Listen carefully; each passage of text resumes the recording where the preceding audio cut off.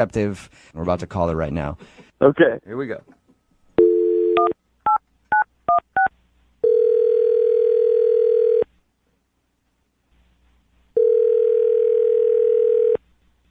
Hello, Hi, can I speak to Brittany, please? this is she. Hello, Brittany. How are you? I'm good. Who is this? Oh, this is Jubal from Brooke and Jubal in the Morning. I don't know you. Who is this? No, you don't. This is Jubal from Brooke and Jubal in the Morning, the radio show.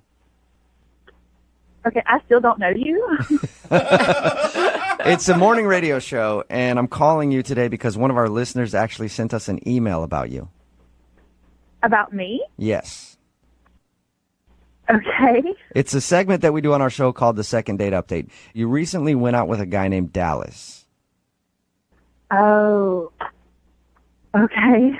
You remember meeting Dallas? He said that he helped you change a tire on your car, and then you guys went out for a meal after? Yeah, I remember him. What'd you think of Dallas? I mean, he was a nice guy and everything. You just didn't click with him? Well, not really. I mean, it just kind of got weird. So throughout the date. It got weird. Can you tell us how? Well, at dinner, like it was a really nice dinner. We're sitting down, and he gets up to leave like 3 times to go to the bathroom, which is not typically a weird thing. But the second time, he come back like super sweaty. He came back to the table super sweaty? Yes, he was super sweaty, and I didn't know what to think. And I thought, well, poor guy, maybe he's sick or something. So I asked him, are you okay? Or you need to leave? And he said, no, I'm great. I'm good.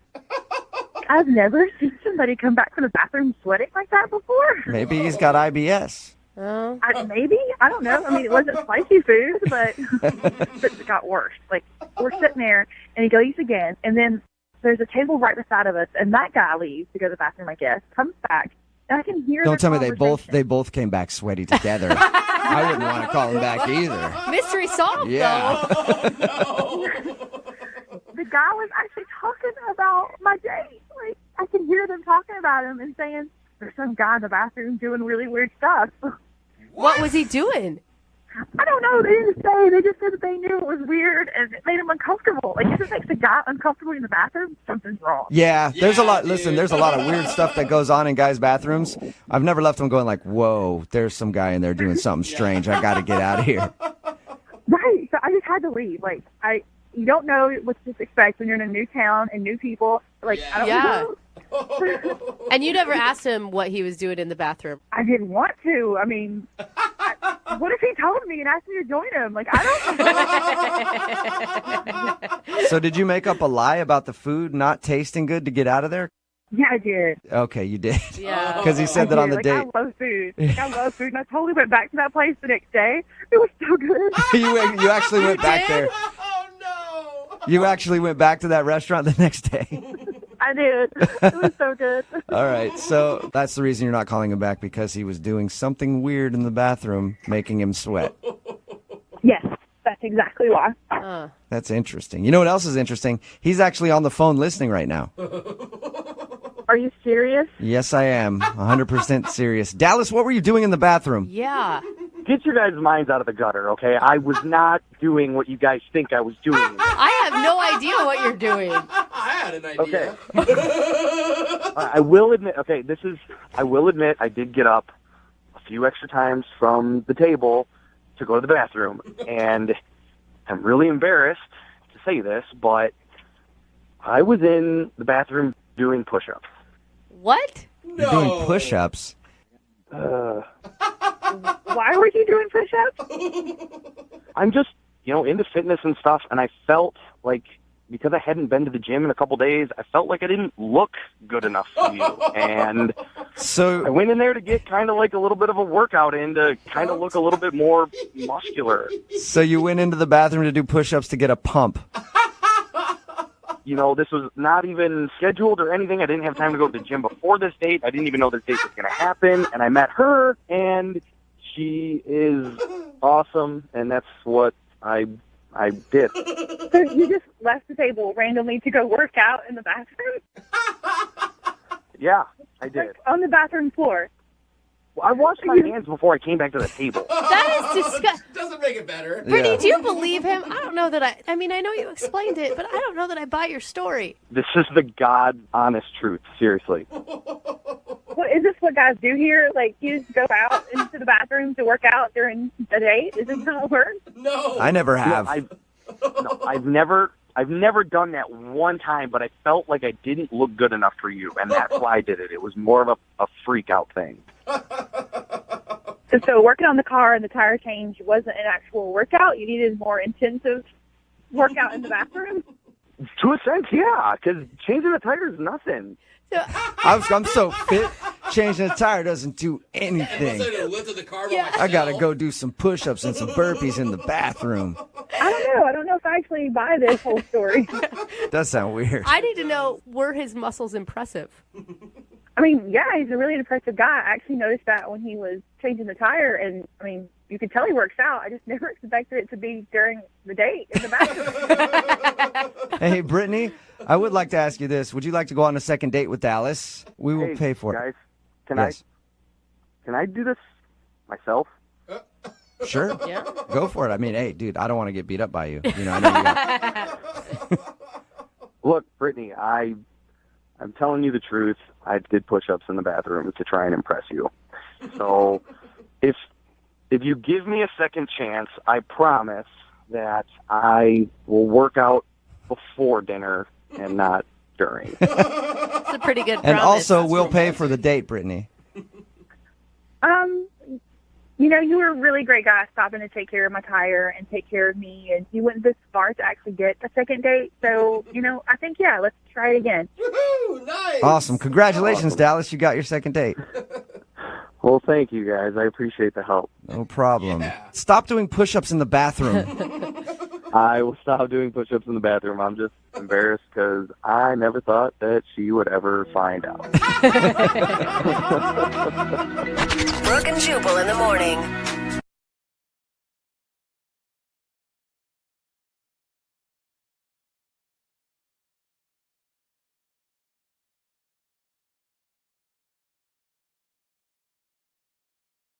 Brooke and Jubal's second date update. It always sucks when you meet somebody and you hit it off, like texting back and forth. Everything seems cool, and then they just sort of fade away. And you're like, what did I do wrong? Did Yeah. I meet somebody else? Did I say something weird? And you like check your text over and over again. You're like, oh my God, I put ... when I should have put a comma. Too many smiley I faces. just start thinking about it too much. Like, what did I say? It's even worse when that person actually texts you and says, hey, don't text me anymore. And that's what happened to Jake, who is on the phone with us right now. Jake, what's up? How are you? Hey, how's it going? Good. So the girl that you want us to call today actually said, don't call me anymore. Yeah, she did. That's okay, brutal. And did anything happen leading up to that you can think of, or she just all of a sudden said it? I really don't know. I've gone over everything a million times. She just one day just said, I need you to stop texting me, and that was that. That was the last I heard of her. First of all, why don't you explain who this girl is? Who do you want us to call today? Her name is Isabella. Isabella. She's a friend of a friend. I met her at a party at my place, and she was just amazing. She had great hair, She's like the perfect height. I'm not a really particularly tall guy, but What is the perfect height? I like women who are a little on the short side, like 5 foot, 5'1", Right. Me too. something like that. And Yeah. she was right there. If you're a short dude, most of the time you like somebody who's smaller than you. Me, I personally like women who are taller than me because I think it's funny when they have to bend down to kiss me, but that's just me. So you met her at your house at a party.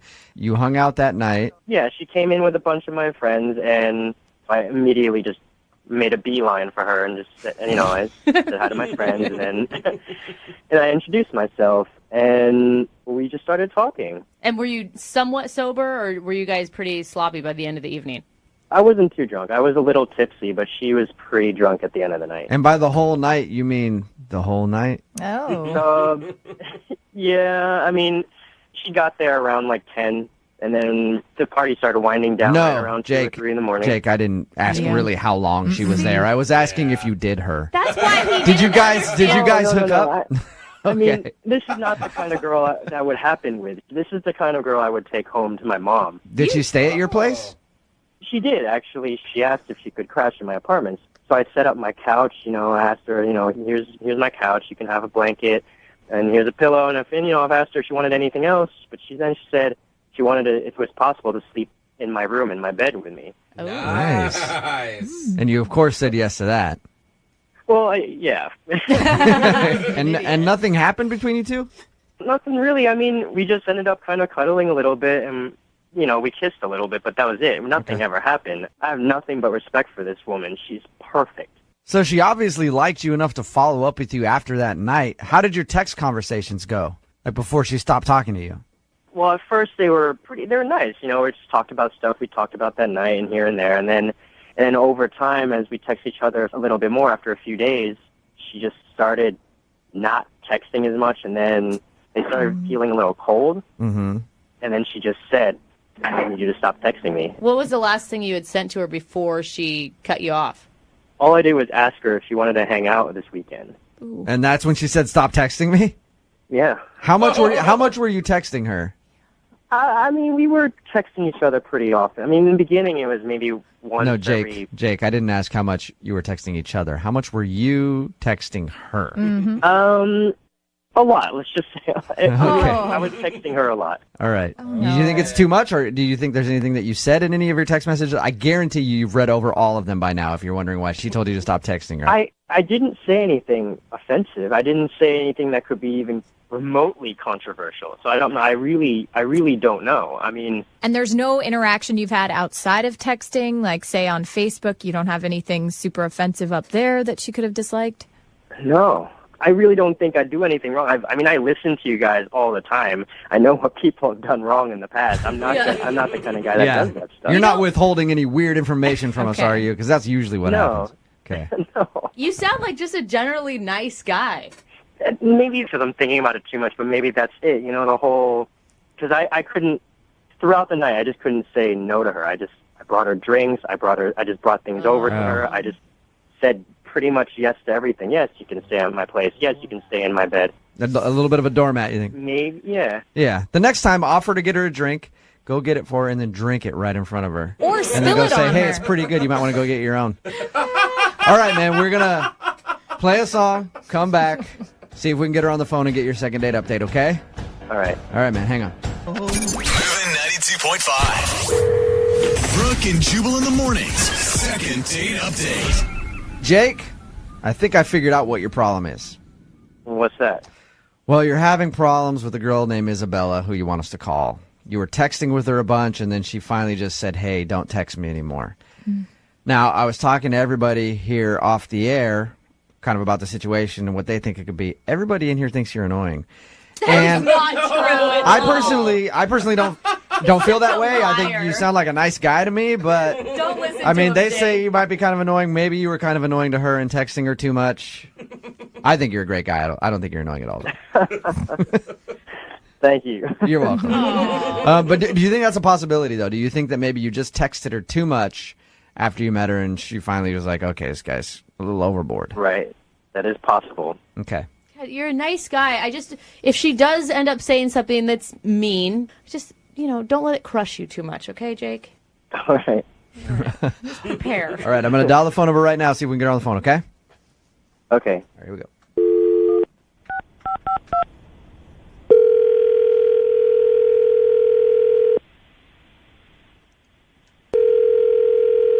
Hello. Hi, can I speak to Isabella, please? She's not here. Okay. Who am I speaking with? Can I help you? Yeah, this is Jubal from Brooke and Jubal in the Morning. I'm moving 92.5. Who am I speaking with? This is Aaron. So, what do you want to talk to Isabella about? This is Isabella's cell phone, correct? Yeah, she's just not home. Something I can do for you? Yeah. First of all, who are you, Aaron? Who am I? Yeah. I'm Isabella's significant other. You're her boyfriend? Yeah. Nice. How long you guys been together? I don't even know what you're calling about. Why do you want to know? Well, we do a segment on our show, and it's going to kind of be an awkward conversation here, Aaron. We do a segment on our show called the Second Date Update. Uh-huh. And that's where if a listener of ours goes out on a date with somebody and ends up getting blown off. We get an email from them asking if we can call that person and ask why. So somebody sent us an email about Isabella. That doesn't even make sense. How long have you... Yeah, somebody recently met Isabella and has been texting with her and thought that everything was going well, and then Isabella kind of stopped responding to him and told them not to text anymore, and they were hoping to get a second date. Are you in? Are you? We're together. Like, so there's no way she's going out on a date with someone else. Yeah, right. Especially not recently. Hey, Aaron, I don't want to try to blow up her spot. Like, this might not be a bad thing. How long have you guys been together? Because it could be that she just recently met a guy or whatever. No, it's not even possible. We've been together for a long time, on and off. So maybe during one of those off periods, something could have happened. But even that seems unlikely. I know this is probably a hard phone call to take and to hear. Not hard to hear because it doesn't make sense. It's not even possible. Aaron, a guy emailed us, and he's been texting with Isabella. They met at a party a few weeks ago, hung out, had a good time. He thought that she was into him, and then she said, don't text me anymore, and stop texting him. That's why he wanted us to call. Right, but I'm on her phone now. I've checked her phone. There's no text messages from any guy. Okay, I can assure you of that. You check her phone all the time? Enough. We trust each other, whatever, you know. I like trust. 2 weeks ago, were you guys together or on a break? Because you said you guys have breaks. Look, it's really none of your business at this point. It's not. You don't even want to know if maybe your girlfriend is cheating on you? Who the are you? I've already answered all of your dumb questions, so I think you need to off. I'm just trying to help you get to the bottom of it because this is the phone number that we got from another dude who said that he met Isabella. Look, if you have some guy that's calling you, then why don't you tell him he's mistaken and he's got the wrong person and she's got a boyfriend and to just, like, back off and stop harassing her. Okay. I'll do that for you. Hey, Jake, back off. Isabella has a boyfriend. His name is Aaron. This is so uncomfortable. Aaron, Jake, the guy who says he met Isabella, is actually on the phone with us right now. Jake, say hi to Aaron. Hey. So how long have you guys been dating? You never really answered that question. Who the are you? I'm not even going to answer this. I don't even know who you are. I don't want to know who you are. You sound like a little bit of a dweeb, and I don't think she has. I met Isabella Here's the deal, dude. Ago. Here's the deal. We hung out for the whole night. She stayed in my bed. But it doesn't sound like you guys are really into each other. You won't even say how long you've been dating. All right, dude. Here's the deal. I don't know who the you are. I don't have a problem with you, but you keep pushing down this road, we're going to have a problem. You need to back off. I don't know what's going on. You've made a mistake, all right? Jake, why don't we just ask Isabella who she wants to be? Why don't we ask Isabella? Yeah. She wants. Why don't we ask Isabella? Oh, God, this is so Aaron, uncomfortable. I mean, I know you have her phone right now, but how can we get a hold of her? I'm not going to give you any of your info. Where is she? She must be coming back soon. This is ridiculous. I am with Isabella. We are together. No, you can't talk to her. No, we're not going to go through. I'm not going to listen to this pseudo shrink try to tell me that my relationship isn't working out. All right? So off, maybe radio show. Maybe you guys weren't together 2 weeks ago. It was 2 weeks ago, Aaron. That's when Jake says he met Isabella, and she spent the night at his house.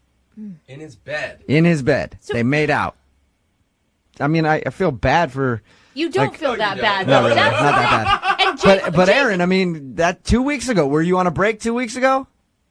I'm not getting into this with you guys. Obviously, I'm going to talk to her and see what's going on here. I don't think they were on a break 2 weeks ago. No. Jake, why do you keep pushing this? I mean, why would you even want to see Isabella at this point, dude? Look, I understand people sometimes are in relationships just because they're convenient at the time. Maybe this is just because it's convenient. This is insane. This is not happening, dude. Find another girl, all right? I can't speak for her. No one speaks for her. When you move out of your parents' house, why don't you go find a girl, all right? Jake, you keep worrying about what she wants, but the last text message she sent you was not to talk to her again. So maybe she doesn't want to talk. Well, how do we know it's not him who just sent that? How do we know he's telling the truth? That's a good point. I feel bad for Aaron. Yeah, Aaron, did you send that text message to Jake telling him not to text her anymore? This is a total waste of my time. I don't know what you guys got going on, but you got the wrong guy on the wrong day. I'm out, and I'm done talking to you, and I'm done talking to that guy, and I do not listen to your radio show. Hey, so Noel, that's what I was going to ask you, if you would still tune in on occasion. Yeah. If you could check us out. Yeah, sure. Moving You know 9. what? Why don't you send your autographed picture to someone else, because I don't give a okay? We play all the hits. I mean, come on. Oh, God. Hello? I don't think. No, he's gone. Yeah. Hey, Jake. Yep. What did you think of all that? It sounded like he's really up in her business the whole time. He's controlling what she says to people. It sounds like she's not in a very healthy relationship. Yeah, but I mean, it is her choice. She's in a horrible relationship. Yeah, but it doesn't. I mean, you're walking into a freaking pile of tornado craziness. That didn't even make sense, but you know what I'm saying. Stay away from the situation. Well, maybe that's why I should talk to her. Maybe she needs help. I mean, she sounds like she's trapped with this crazy guy. Yes. It sounds like trash. She probably doesn't have a job. Yeah. But he's controlling her. Yeah. I mean, so you feel like you want to rescue her from No, this? Jake. Yeah. I want to help her. She sounds like she needs help. All right. Well, good luck in your quest, Jake. God. And as I always do at the end of second date updates, I have to ask. I would love to send you out on a date by yourself because Isabella has a boyfriend and currently won't do that with you. Maybe I can send you to like a kickboxing class so you learn how to defend yourself when this guy kicks your ass. Brooke and Jubal in the morning.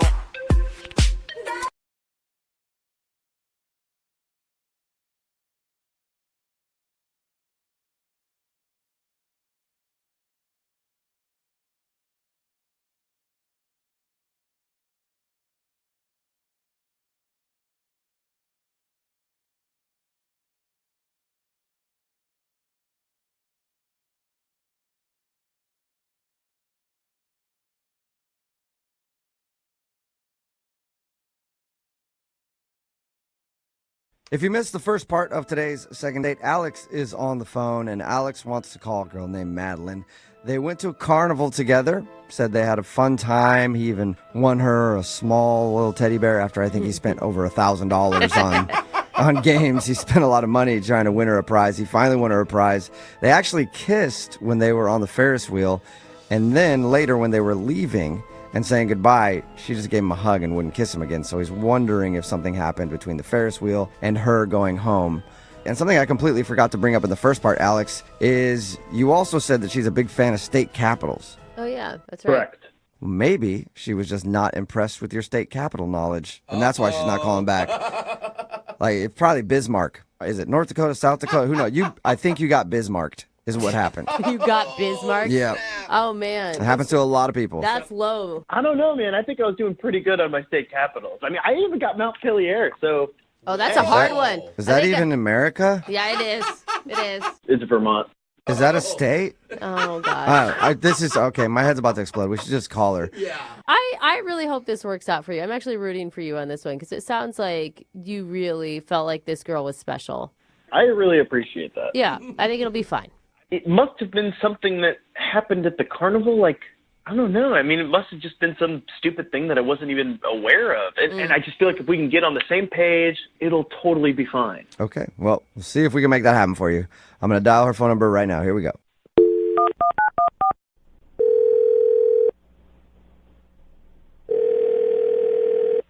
Hello? Hi, is this Madeline? Yes, it is. Hey, what's up, Madeline? How are you? This is Jubal from Brooke and Jubal in the morning. Who? Jubal from Brooke and Jubal in the morning? I know it's a weird name. Have you ever heard this? Sorry. It's No, I don't know it. It's a radio show. Oh, a radio show. Mm-hmm. I'm calling you today, Madeline, because one of our listeners actually emailed us about you.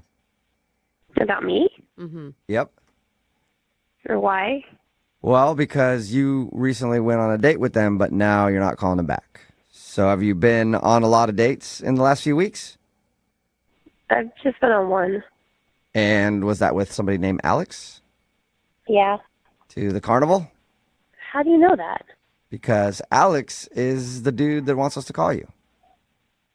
Why? Because he really liked you. He thought you were really cool and smart and funny and beautiful, and now he's not getting a call back. That's sweet. Yeah. Okay. Well, I just didn't see the point because I don't think that we have a future together. from the way he described your date, everything was great. Yeah, he said that the energy between you two is awesome. He's a great guy. I just, I'm looking for something that's more long-term, and I just didn't see a future with him. Well, how can you judge that based off of one date at the carnival? I don't know. I just know. How long do you need to know somebody before you know if you do or don't want to spend your life with them? 1 minute. That's I can tell. It just takes me 1 minute. Really quick. But I'm a very good judge, just because I don't want to be around anybody for my whole life. Oh my God. Was it the kiss? Because he said you guys kissed on the Ferris wheel. Was it a bad kiss? No, the kiss was fine. It was a little wet, but, it could have been me. Who knows? So what was it? Well, I don't know. It's just kind of personal. I don't know if I should say it. It's personal. You guys probably won't understand. I just don't feel like I should say it. Really? Well, he really wants to know because he liked you a lot. Well, it's just the same with me. I'm looking for, a long-term relationship. I'm looking for the one. I want to get married. And there's just certain factors that I need from a man.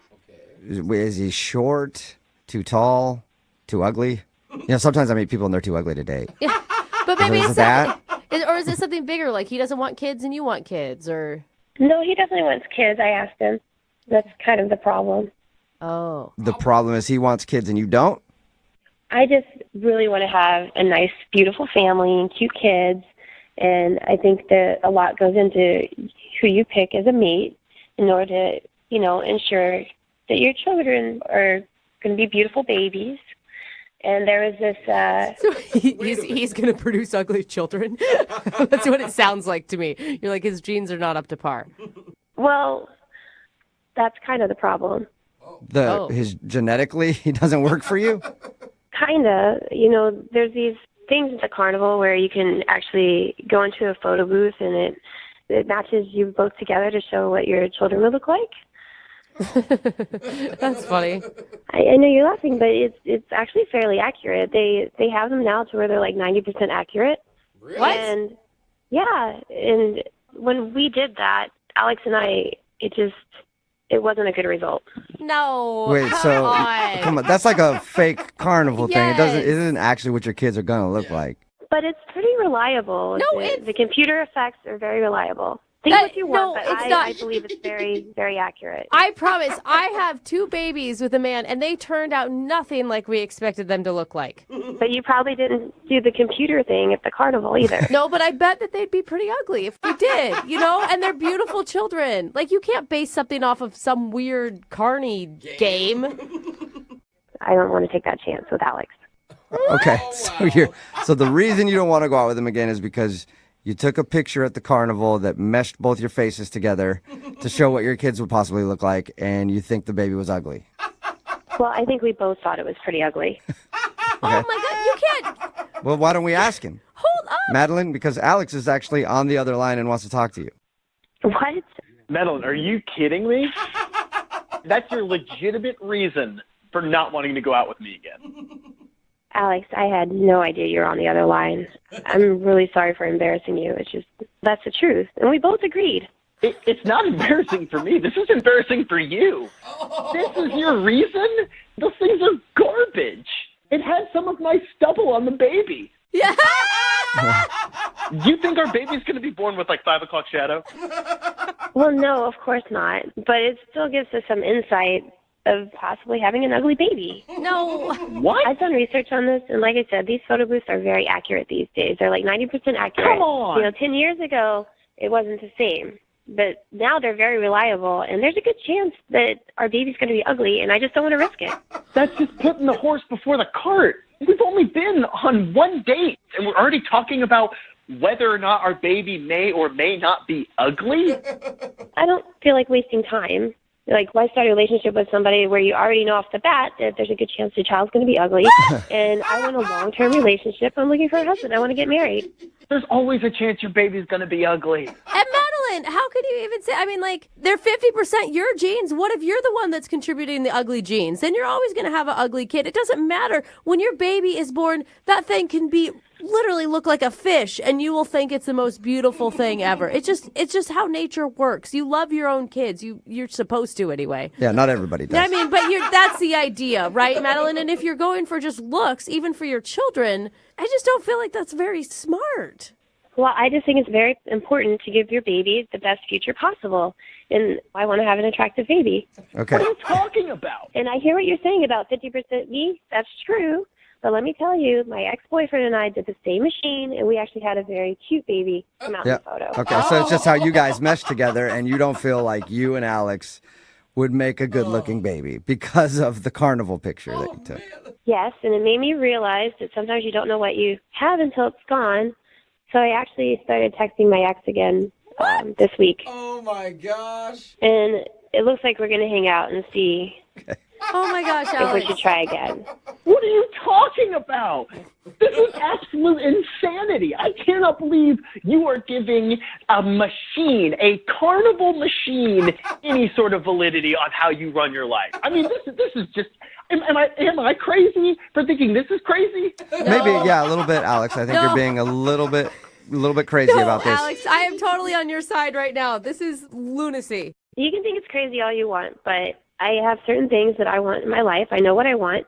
And if things go well with my ex, then who knows? I feel like we could really have a better shot of producing a beautiful child than Alex and I. Okay. Well, sounds like you guys are getting along great. So, Madeline, would you like to go on a second date with Alex? We will pay for it. I don't think it's a good idea. Oh my gosh. Alex, are you disappointed in that? At this point, not at all. Alex, I'm sorry if this whole thing hurts your feelings. I mean, you should definitely go back to the carnival and try with other women. You never know, but I have a feeling that all the results are going to be a little negative. Oh! All right. Wow! Well, Alex, you're going to have fugly babies. Sorry. apparently. Okay, yeah, sure, you're right. That's what I'll do. I'll just be lining up women to hopefully find the one time that I can maybe produce a beautiful baby. Yeah. Yeah. Oh, Well, that's such a good visual. the good news, Alex, is you get to spend more time at the carnival, and I think that's a highlight for you. So I'm considering this a successful second date. Thanks a lot. See you at the carnival. Taking a date to the carnival, it's usually a pretty good idea. Yeah. Yeah, cotton candy, some corn dogs, lots of bright lights. And there's also a 50% chance that if a ride malfunctions while you're on it, you could be on the news. Yeah. Oh, no. That's cool, too. Always fun. Yep, and that's where Alex took the girl that he wants to call today for a second date. Apparently, they went to a carnival. What's up, Alex? How are you? Hey, y'all. How's it going? That sounds like a great idea, Alex. Are you a big fan of carnivals? Who's not? Like, it's playing some games, riding some rides. Lots of sweaty carnies. Yeah. Those guys are awesome. It's the best part. And just really sweaty people. There's a lot of sweat Yeah, there that is. happens at carnivals. And how'd you meet your date? So, Madeline and I, we met on a dating app. And what'd you like about her? Well, I thought she was super cute. She has these really nice eyes, and messaging with her, she had like a really good sense of humor, and she's really into state capitals, which is like, super random. State capitals. Yeah, like she just mentioned it in her bio, and we were messaging. She was like, no, it's no joke. Like, I'm really good at knowing all the state capitals. Wow. And she likes to research why they're the capital in the first place. Yeah, I know. That is interesting. Right? Yeah. A couple of capitals have switched. They were one city, then they became a different city. Exactly. And so, and I always felt like I was pretty good at knowing those in like the fourth grade or whatever. When you had to. It was a fun thing to talk about, not the usual sort of like, what do you do? What do you like? Yeah, that's true. Usually people on dating profiles are like, I love to hike. That's what everybody says. I've never seen anybody like, I just really love state capitals. Right, exactly. So I was like, this is cool. This is a unique, interesting person. Right. And so how was it when you guys first met up? I mean, like one funny thing, she looked like exactly like her pictures on her profile. Oh, that's funny. Which was really good, but she was also wearing the exact same outfit. Oh, that must be her hot outfit then, her sexy outfit. Yeah, I have that one outfit too, and I'm like, oh my God, I have it on in 3 photos. Dang it. Right. So, I mean, like I mentioned it, and she was like, yeah, she basically said that. She's like, look, I look really good in this. Like, why would I not wear it? Why not? Everybody should just have one outfit they wear all the time that is their favorite outfit. Never switch it up. And it's not a bad idea off a dating app. Like, you know exactly who you're meeting then, right? You're like, oh wait, that's the girl with the blue shirt. I would rather have that than show up and be like, who are you? Yeah. So how did everything go when you were out there at the carnival? Any weird moments, or was it all good? Well, so there's this one thing. I wanted to win her a prize, at one of the games. And I thought that would be like romantic and fun. And so I thought they had ring toss. And I've won ring toss a couple times in my carnival going days. So it's like, oh, I got this. This will be a great way to sort of like show off. Like I wanted to win her like a one of those ginormous stuffed animals. Yeah, every man wants to win a woman that, and no woman wants those. I know like, women what that do love it. What do you do with them? It's just a trophy so they can Yeah. walk around the fair, the carnival. Yeah, and then you have to Keep it for drag the it day, around. and then It's you super get rid heavy. of it. And then you get rid of it later. So did you win the big stuffed animal for her and impress her with your ring toss abilities?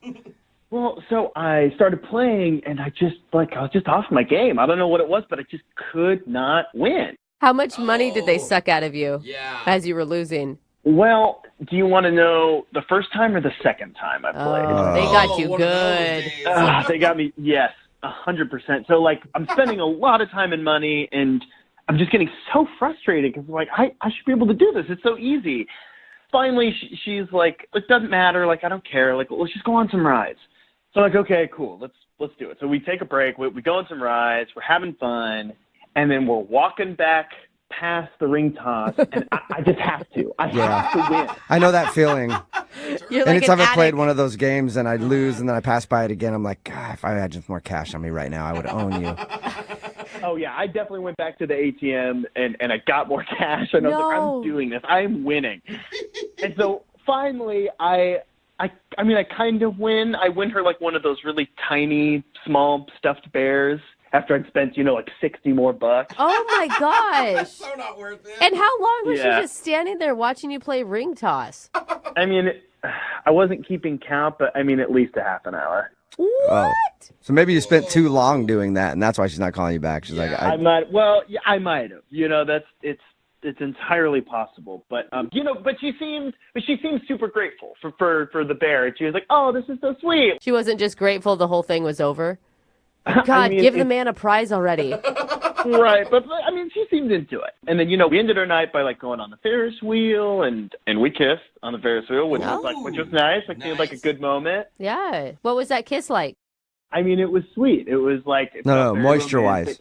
That's actually what I was looking for, a moisture level count. Sloppy, water. Well, we were both already really sweaty, so it was pretty moist. Nice. Yeah. So yeah, but then it's after that, Carnival's sort of like shutting down, sort of like leaving and saying goodbye for the evening, and so I go in for another kiss, and then she kind of like averted my kiss and just went for a hug. Oh. Which was weird, right? Because we'd already kissed. Yeah. I mean, usually to me, if you kiss once and then she doesn't want to kiss you again, it means it wasn't very good for her the first time. I was like, oh, great. I guess I'm not a good kisser. Or, I mean, I don't know. Now I'm just so in my head about it. Did anything happen in between the Ferris wheel kiss and then you saying goodbye to her that would make you think she wouldn't want to kiss you again? I mean, we played a couple more games and did another ride, but like nothing out of the ordinary. Have you heard from her at all since your date? I texted her, tried calling her, nothing. Okay. Oh, man. Huh. She was just like so cool and interesting, and I already feel like we have such a great connection, and it seems like such a good starting point. And so I just don't want to lose this one, Okay. Well, we'll play a song, then come back and call her and get your second date, okay? Right on. Thank you, guys. All right, hang on.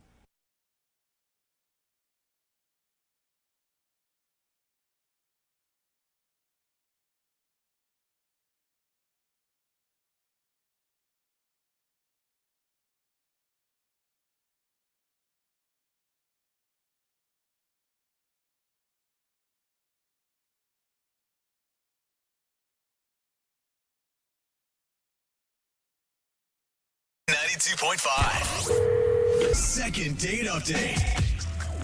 Halloween is a time for costumes, Yes. for candy, Okay. and for love. Is it?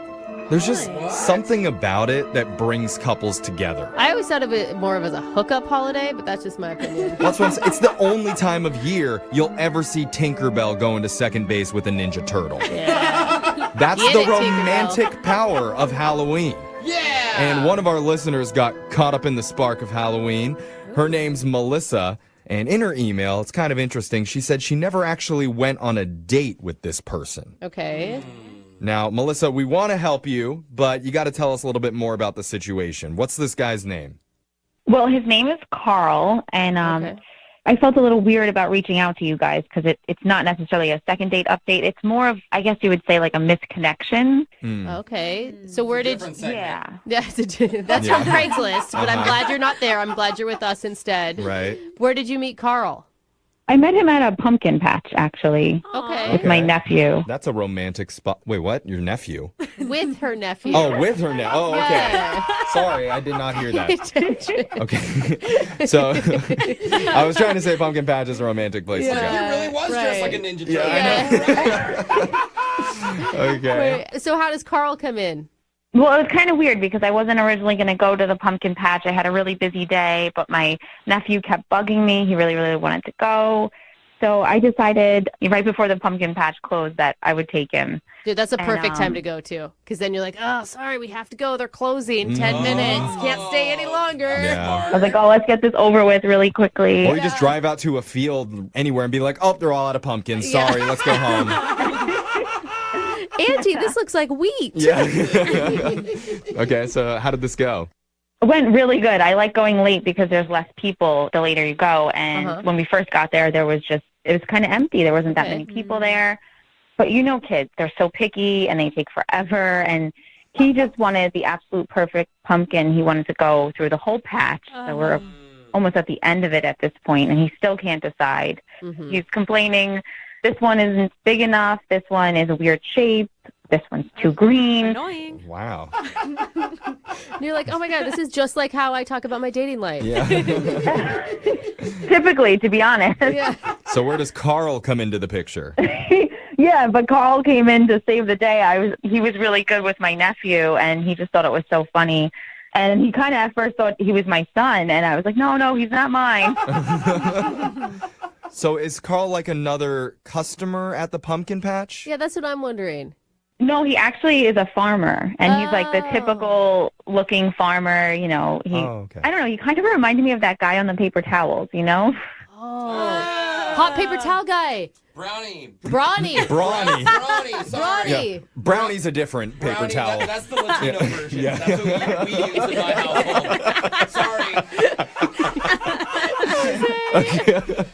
So Brawny Man came by to save the day at the pumpkin patch. Okay. Yeah, we were one of the last people there, and it was just, we were way out, like towards the end of it, and it was a long walk back to the farm where you have to like check out. And of course, my nephew had to pick the absolute biggest pumpkin there was, and I could not carry it. I could barely lift it. Oh, that big. And Carl was nice enough to help out with that. I bet he was. And use his brawny muscles. Yeah. And I just thought it was so sweet. And he brought it all the way back to the farm. And oh, that is nice. yeah, I mean, we got a little flirty with each other on the way back when he was carrying the pumpkins. And I don't know, I kind of felt like there was a connection there. And I kind of regret like losing him in the shuffle before I checked out with someone else. And I don't know, I feel like there was good conversation. We definitely had chemistry, and it's just, I don't know, I'm still thinking about him. Wait, how did you get his phone number? Yeah. Well, I don't have his number, but I do have the number of the farm, the pumpkin patch. What? Oh. You just want us to call the pumpkin patch and ask for a hot guy in plaid? Yeah.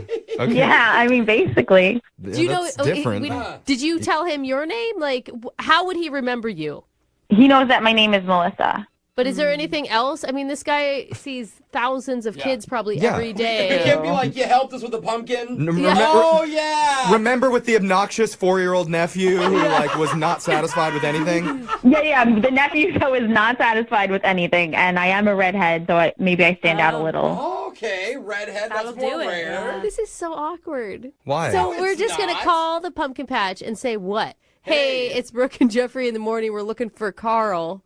Hey, Carl, you want to go out on a date? Is that what we're doing? Yep. Well, something like that, I guess. Okay, well, I hope he's at work. Why? I don't know. Like, we don't know if he's single. We don't know if he's not single. I mean, I guess take a chance. That's what makes Find it fun. out, exactly. Hey, hot Carl. That sounds like something you shouldn't Google. I don't know why. That sounds like a drink I don't want. Oh, I thought it was a sandwich. No? I don't know. Sounds dirty. All right. Well, I want to call one. Go find us a hot Carl. Let's find us a hot Carl. We're going to play a song. We'll come back. We'll call the pumpkin patch and ask to see if Carl's there. All right? Okay, that sounds good. Okay, hold on. Moving 92.5. Second date update. If you're just tuning in for the second date update, we're on the phone with Melissa, who met a guy at the pumpkin patch recently. Yeah. His name is Carl. He, in her words, looks like the guy from the brawny paper towels. Mm-hmm. Yeah. Just manly farmer type. Hot lumberjack. He helped her choose out a pumpkin and carry it back to the front desk to check it out. Mm-hmm. But after that, she kind of lost him, never got his phone number. Yeah. So what she wants us to do is to call the pumpkin patch and ask if we could talk to Carl, who works there. It's very romantic. It is. I like it. Are you sure about this, Melissa? Oh, I'm 100% sure. Yeah, I feel like he definitely thinks we have a connection as well. So, I mean, but why aren't you calling? Like, why do you need us to do it? well, honestly, I really love your show, and this is one of my favorite segments. So I don't know. I thought it was a good reason to call you guys. And I'm glad. I like it. We've never done something like this. All right. And then you guys, you know, if it works out, then we have you to thank for helping us. Yeah, there you go. I mean, I want to talk to Carl. He sounds like a hunk. He does sound like a hunk. I bet he has like this deep, husky voice. I do want to hear his voice. Okay, let's get him on the phone. Oh my God, I hope he remembers the redhead with the 4-year-old nephew. Yeah. I mean, don't be insulted if he doesn't remember you, okay, Melissa? Uh-huh. I'm serious. I think he'll remember me. Okay, all right. He meets a lot of people if he works at a pumpkin patch. Yeah. If for some reason he's like not into me, or maybe he's seeing someone or married, I don't know, but I can hang up and you guys could just keep talking to him. I see why you're using us. Okay, I get it. You're hiding behind us. No. You don't give up, okay? Even if he is married. Yeah. Just a roadblock. Yeah. Hot Carl is yours. Hot Carl's only come around once in a lifetime. You can't let that go. Which I'm sure his wife or husband says too. Yeah. Right, okay. All right, so I'm going to dial the phone number. You ready to do this, Melissa? Yes, I'm ready. Here we go.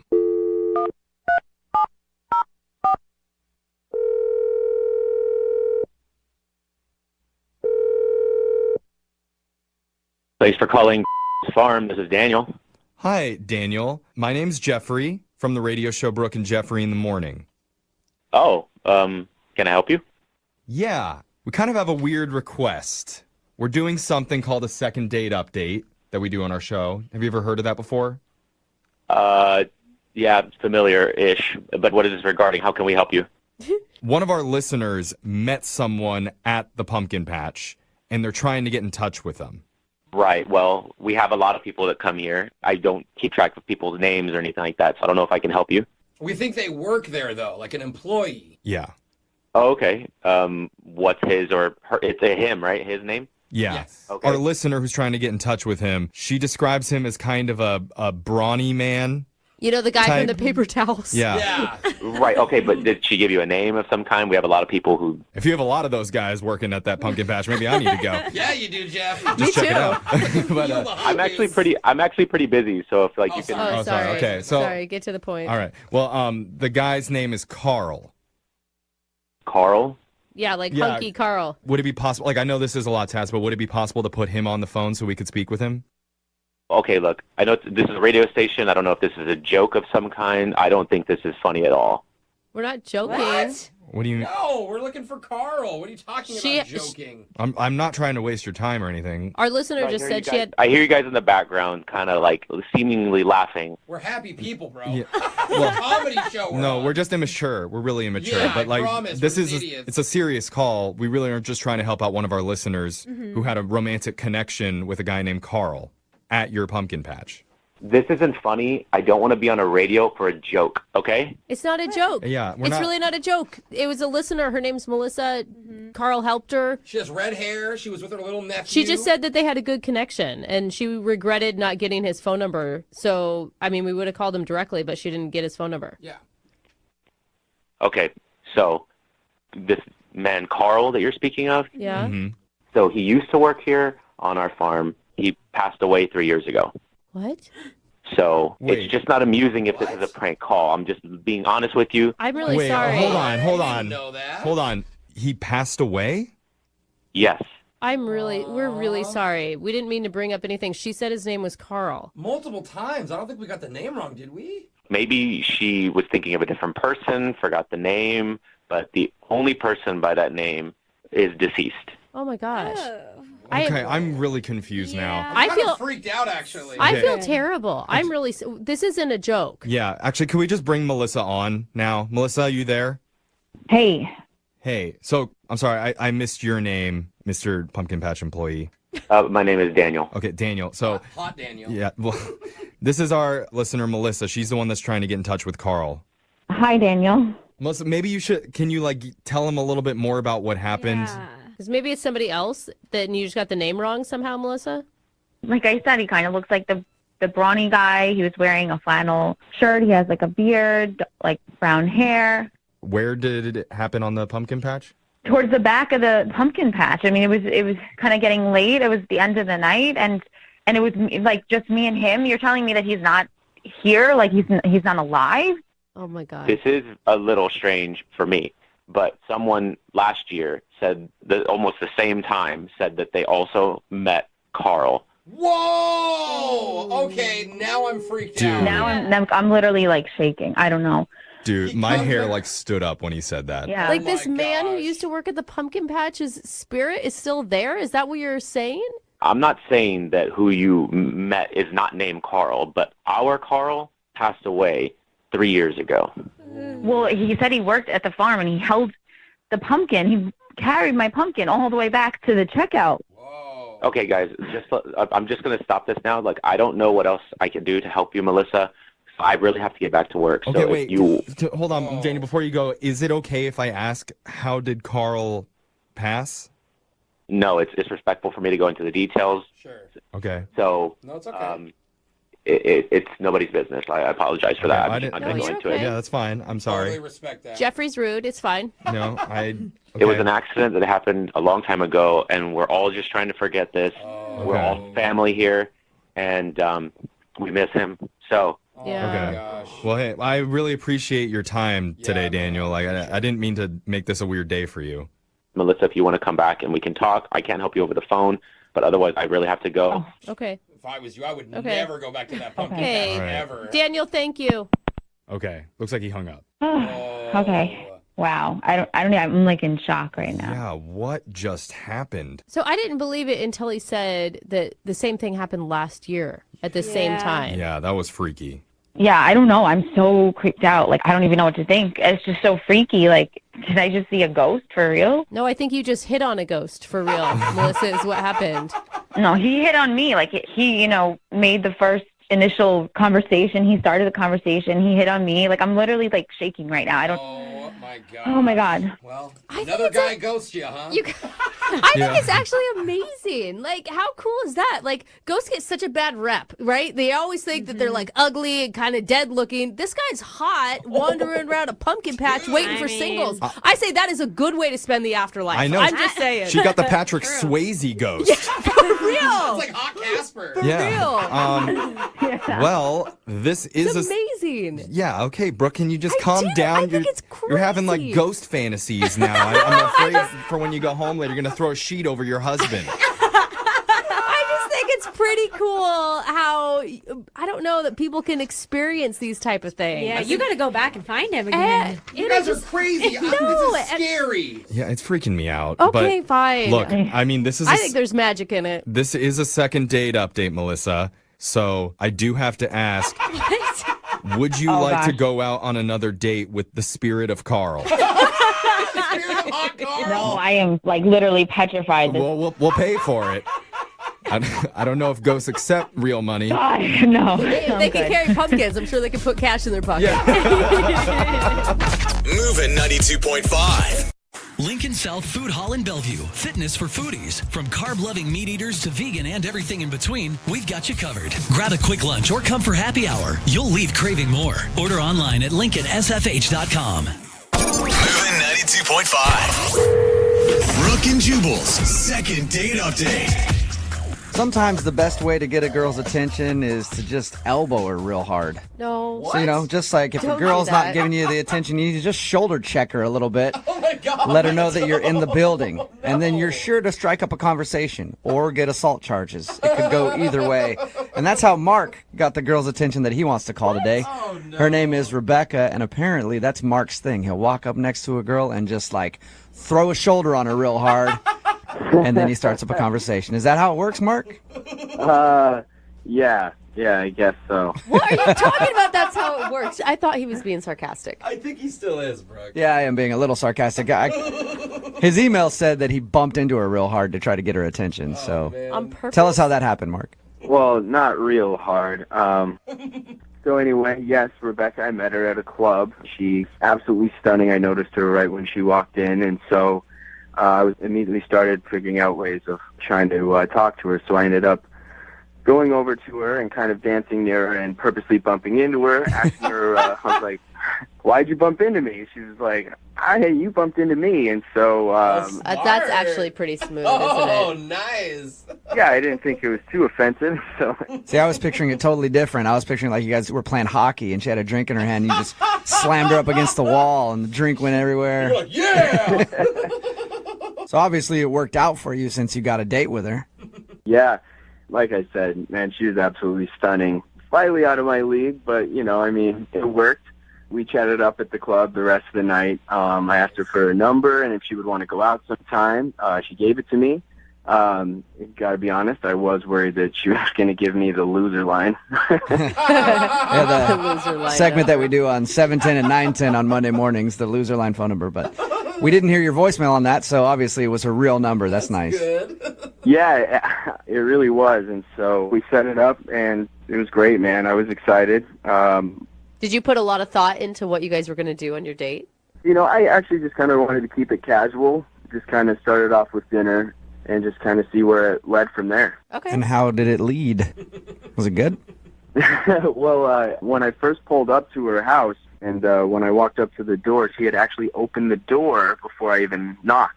Like So she that was looking out the people and expected you and it was just... Well, if he said he was going to be there at a certain time, why wouldn't she expect him? I mean, I do that if somebody's coming over to my house. I'll look out the window and see if they're there, but I never open the door before they're there. I just wait for the like knock you and be were- like, oh, We're there you are. desperately It's kind of waiting. weird to just be like, I was sitting right here next to the door and open it up.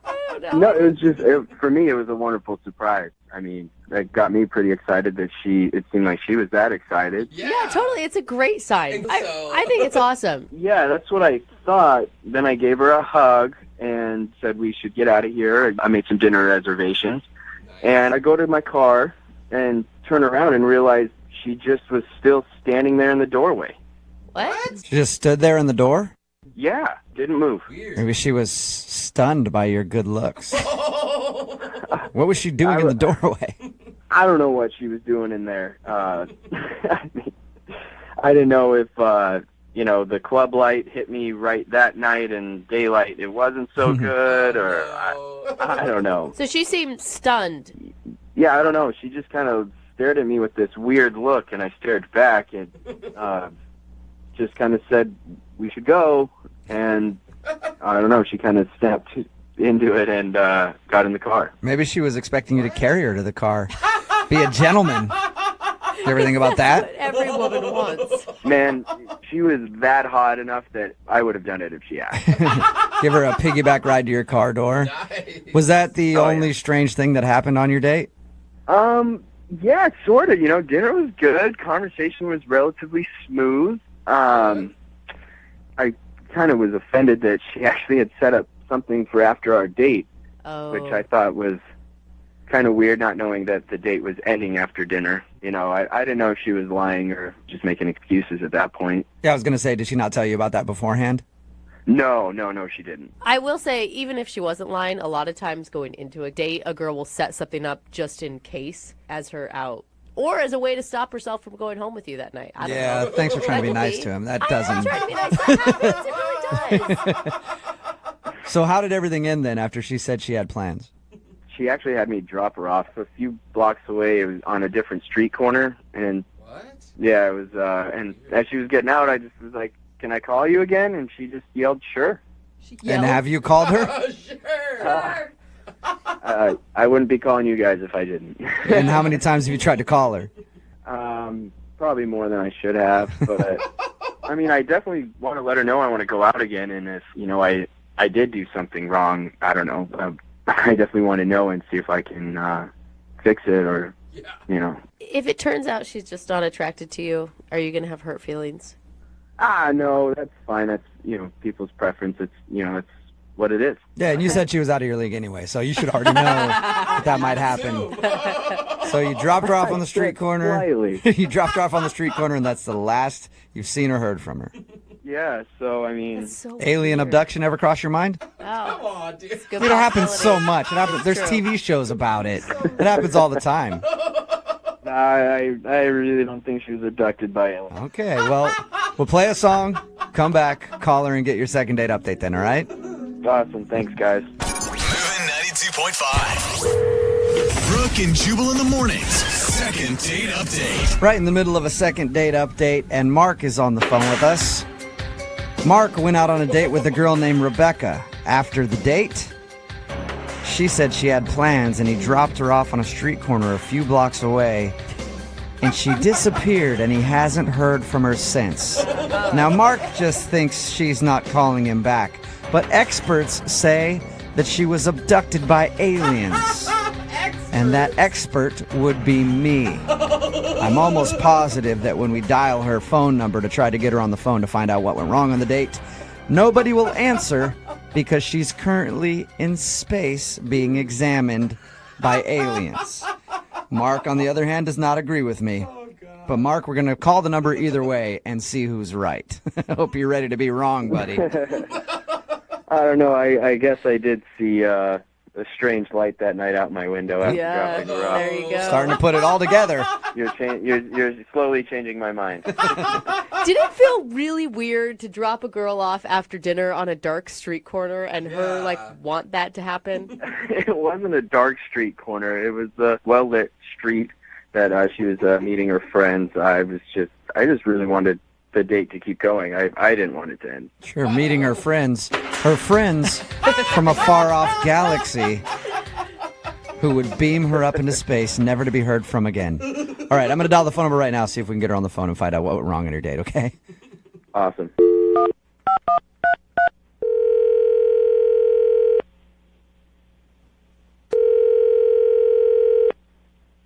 Hello? Hi, is Rebecca there? Yeah, this is her. Rebecca, how are you? This is Jubal from Brooke and Jubal in the morning. Okay. I'm calling because you recently went out on a date with one of our listeners, and he emailed us to see if we could get you on the phone. His name is Mark. Oh. And you met Mark out at a club, and then you guys went to dinner. And ever since your date, you haven't responded to any of his phone calls or text messages. So he emailed us and was like, can you guys see if you can call her and find out what went wrong? This is really bizarre. He told us how you guys went out, and then you said you had to meet up with some friends. Was the friends thing an excuse to get out of the date? I mean, he was, he was nice. You still haven't answered my question, Rebecca. Did you make up the fact that you were meeting up with your friends later as an excuse to get out of your date with him? I mean...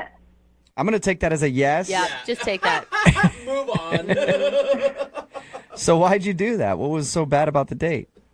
For me, I'm more old-fashioned when it comes to dating and stuff, and I definitely believe that a gentleman should act a certain way, and I kind of feel like he fell short of my expectations. Do you mean, was he not opening doors? And I mean, when we first met up, when he came to my house to pick me up, I was waiting for him at the door, and I just felt like, he came to greet me, and that was fine, and he gave me a hug, and then I was kind of just waiting, for him to kind of set the tone of the date, especially with the first impression, and he just didn't really do it right. What did you want him to do? I mean, a hug sounds pretty good to me. I don't know. I just think like when a gentleman comes to pick up a lady, he should bring her like a little token of his appreciation, like flowers or maybe a stuffed animal or something. It doesn't have to be anything, expensive, but just something to say hi and, I appreciate you taking the time to go out with me tonight. So he didn't bring you essentially a gift, and that upset you. Yeah. Wait, do most men? Okay, hold on. Do most men bring you a gift when you go out on a first date? Because I've never encountered it. I mean, not every time, but I mean, the ones that don't bring me a gift don't really see me ever again, and the ones that do, I'm willing to take the next step or maybe a second date. And I know a lot of people will call me old-fashioned. I feel like you kind of feel that way, and maybe I am, and maybe you're not. People just do things differently and have different, standards and stuff. Okay, how was everything else? How was everything else on the date other than the fact that he did not bring you a gift? He seemed genuinely nice, and it did start off a little sour, and when it kind of starts off that way, it's hard to really get like the butterflies going and stuff like that. He said when he picked you up that there was a moment where you just stood at the door. Well, I just thought that he was going out to get the gift after he came up empty-handed at first. Like, I thought he was picking up on what was happening. He's like, Okay. I'll wait here. So you assumed that he was going back to his car to grab you, whatever it was. Yeah, like I thought he had forgotten it in his car. So you knew in that moment when you were at the door and he had nothing for you that you would never go out on a date with him again. I didn't know at that moment. I thought maybe somewhere down the line there'd be like a surprise or maybe a gift waiting like on the seat in the car or at the restaurant or something like that. But yeah, then when I realized, it kind of just fizzled out for me. So he took you out the whole time and no gift. What a jerk. Right, no gift. Man. You know what? I think he should realize that he needs to be more of a gentleman, and we should tell him that. Go for it. But how about you tell him? Because he's actually on the line listening right now. Hi, Rebecca. Oh my God. I didn't know you were there. Yeah.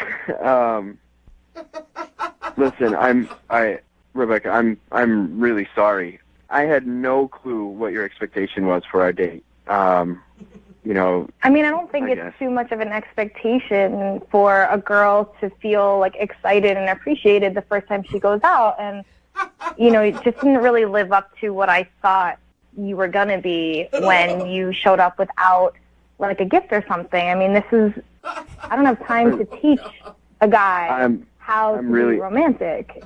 You're right. I completely agree with you. I don't know. I don't know where my head was. I definitely should have, brought something. What are you serious right now, Mark? Dude? Thank you, Mark. I do appreciate you saying that. No. I mean, people have their ways, and she's absolutely beautiful, and she knows it, and she deserves to be treated from the very beginning just like that. She's like putting like all the emphasis on material things, right? I wouldn't say like material things. I mean, I don't care. He could have read me a poem at my door, and that would have been something. It doesn't have to be something that costs money. You know what I mean? Just a gesture. You actually want a man to stop and read you poetry when he picks you up. She's old-fashioned, Brooke. That's just awkward. I mean, what's awkward about a guy who is trying to actually woo a girl and, be old-fashioned and be romantic? If you don't like romance, I mean, that's on you, but I would like to feel something when I meet someone. Yeah, sometimes you want a guy to show up and read you a sonnet. It's like a Shakespeare type experience. But like I said, it could have been anything. I mean, I'm not expecting diamonds. It's just the thought that goes into something like that, and a guy who knows how to treat a woman. Listen, I totally understand what you're saying. I definitely should have been way more of a gentleman and much more attentive to your needs. Oh my God! You are kissing her ass. I'm really sorry I didn't get you a gift. Hey, Rebecca, if you think about it right now, this is sort of a gift. Yeah. Right? He went through all this effort to try to get a second date with you. Would you like to go on a second date with him? We will pay for it. And Rebecca, I promise I will get you 2 gifts. One to make up for the last time, and one for this time. You hear that, Rebecca? This could work out in your favor. Oh my God. 2 gifts. I mean, I really appreciate the effort, and if you are willing to do that, I'd give you a second chance, even though I really shouldn't. Oh my God. A real man would just know, but you have gone through all these great lengths, and I'd say okay. I promise you won't be disappointed. There you go. Rebecca, you should know, a real man should already know, but sometimes a lady needs to teach a man how to act. And so maybe Mark just learned right now how to treat you. I think we've made progress here today. Wow. So I will pay for a second date for you guys, but Mark, you get the gifts yourself, okay? That's awesome. Yeah. All right, so that's a yes from both of you. You guys will go out again? So weird. Yes. This is like the one time I don't like that they're dating. Oh my God, and he's gonna be like opening gifts on their date. Like, Congratulations, you two. Yep, thank you. I feel like this is the start of something really good. oh yeah. Sure. By start of something good, I mean the start of Mark being bankrupt. Brooke and Jubal in the morning. Text in at 78592 says it's not called being materialistic, it's called old-fashioned. Yay. Talking about today's second date update. If you missed it, Rebecca wasn't calling this dude Mark back because she said he didn't meet her old-fashioned standards. And by that, she means he failed to show up to the date with a gift for her. Yeah. She said he wasn't a real gentleman because a real gentleman would know to bring her a token before the date. She's on Tinder for the stuff, you guys, not for the guys. And believe it or not, Mark actually agreed that he was wrong and even apologized for it and offered to bring her 2 gifts if she would go out on another date with him. And surprisingly, or not surprisingly at all, she took him up on the offer and said yes to a second date. Because, you're getting double the free stuff. Why not? Yeah. Remember, if you want to do a second date update, all you have to do is email the show and we will call the person.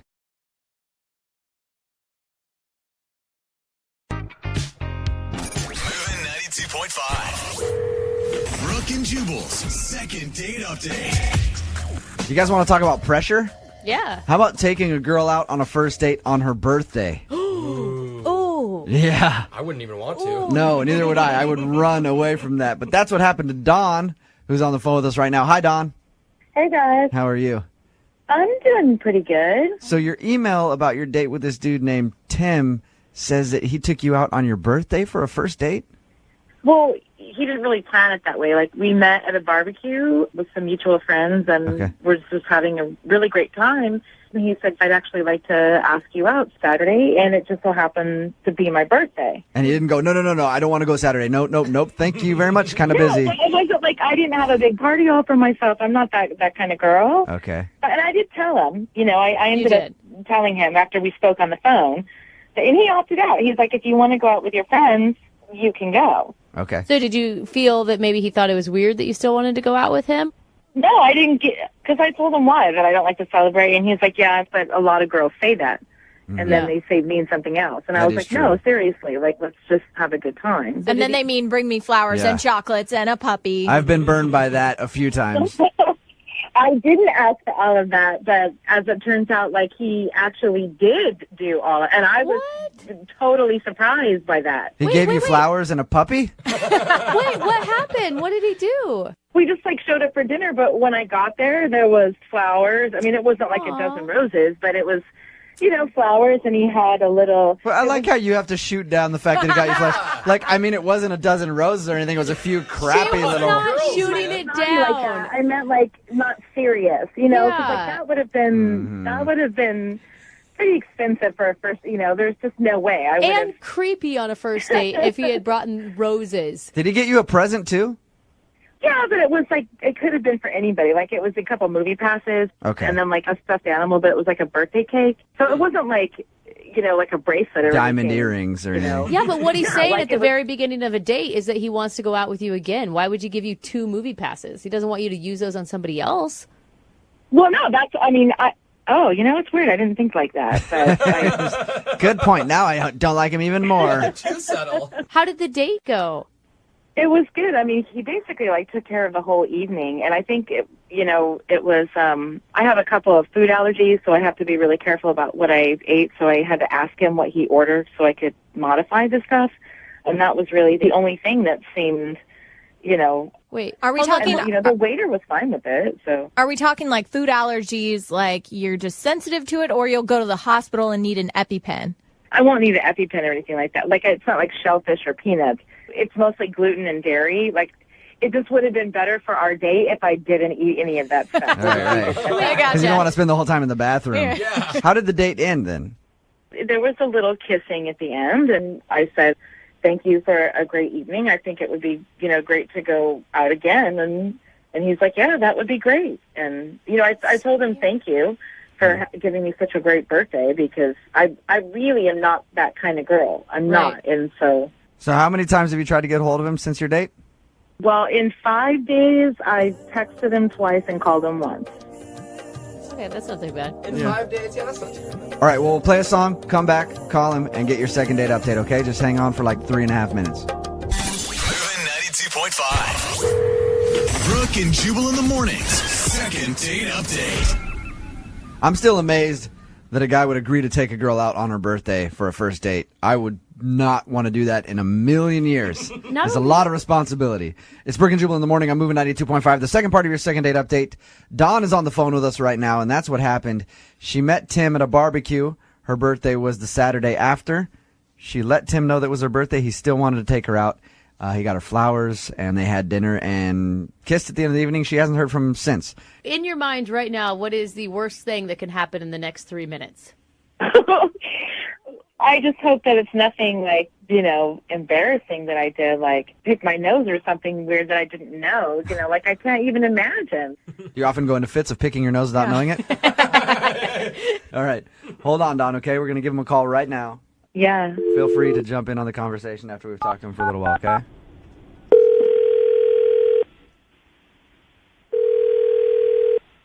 Hello? Hey, can I speak to Tim, please? Speaking. Tim, what's up, dude? How are you? This is Jubal from Brooke and Jubal in the morning. I'm moving 92.5. Hey. How's it going? Good. Nice.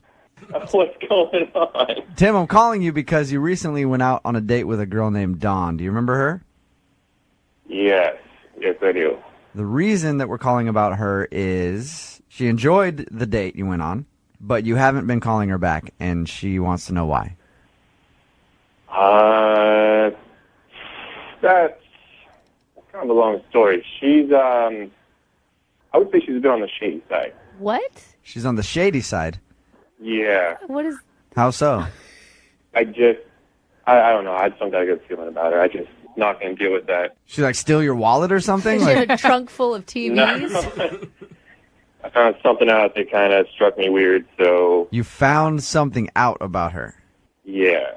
I'm so intrigued. Has she been around a lot? That should... Well, I don't know. You No. could find that out from friends and it could turn you off. And it does matter. Not that I know of. Well, I just know in my experience, whenever a dude is like, I found something out about her, it's like usually that, and you're like, I don't want to go out with her again.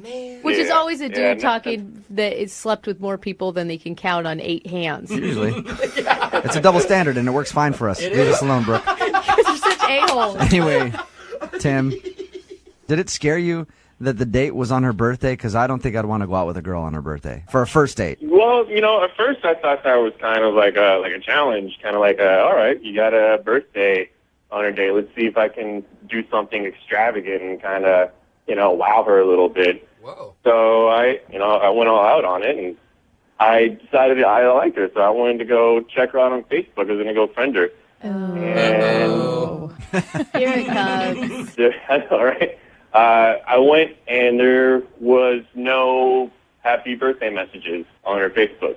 What? Like, none. She lied. You don't know Yeah, that. She said come that she on. didn't think her birthdays were a big deal. I double checked. So I thought, all right, maybe she has really bad friends or something. So I called up my friend Sean, who's friends with her on Facebook. I was like, yo, Sean, check it out. Go see if it's Dawn's birthday or not. And it wasn't. Oh, my God. Tim? What's that? Don's actually on the phone with us right now and heard everything you just said. Oh, my God. Should have told Why you. would you... So, how's it going there, Dawn? That's a little awkward. So awkward. The Facebook information isn't my actual birthday. Why lie about your birthday, though? Well, I'm a little bit older than I put on Facebook. Like, how much is a little bit, Dawn? Just a couple of years. I mean, Tim's 34, so I'm close to that. Okay, like close, like couple years, like 5 years or like 10 years? Less than 5, more than 3. Just give us the truth, Dawn. How old are you? I'm actually 39. I said I was 32, but I'm 39. Whoa, that's a huge difference. That's not that huge of a difference. Yes, it is. How is 7 years in between Yeah. 3 and 5? Did anyone else get in trouble with that math? Wow. Sorry. I mean, age isn't really that big of a deal. It's more of a being honest about it kind of deal. I mean, now... Yeah, but it was our first date, and it just so happened to be my birthday, and we didn't get into... Look, I just really appreciate honesty. I don't like to be taken advantage of, and I want people to be straight up with me right off the Take bat. advantage of you, Tim. How did I take advantage of you? With my trust. When we met at the barbecue and on our date, you never asked me how old I was. Would you have told him the never truth? even asked me. Would you have told him the truth if he asked you, or would have said, like, I'm 32 for the 4th time? It's our first date. It's our first date. Did you leave Like, out we in... met at a barbecue. You just don't have to worry about honesty on the first date? That's like... I didn't lie to you. You didn't ask me how old I was. You went on Facebook. You didn't ask me. But if you're going to get like that over dramatized because you've been stalking me on Facebook, then I don't want to go out with you. Yeah, take that, Tim. I'm 5 years older than you. And if you can't deal with, you're the one who's making it about age. I would have told you. I don't want people to find me on Facebook, so I made a completely different birthday date. Yes, I made myself younger. And if you don't want to date me because of that, because you feel that I wasn't truthful with you, then I don't want to go out with you. That brings me to my next point. Tim, would you like to go out with Dawn again? Because we will pay for a second date and send you guys out. Tim, would you like to go out on a second date with Dawn? That's a pretty hard no. No. She brought up, come on, she brought up some really valid points. No. No, okay. A-hole. Dawn? I'm completely fine with that. You sure? Of course. I'm not desperate. I really wanted to send you guys out again and pay for it. And then, Dawn, I was going to ask you to be honest with me and let me know if I need to get a senior discount somewhere so I could get a deal. But I guess we can't do that.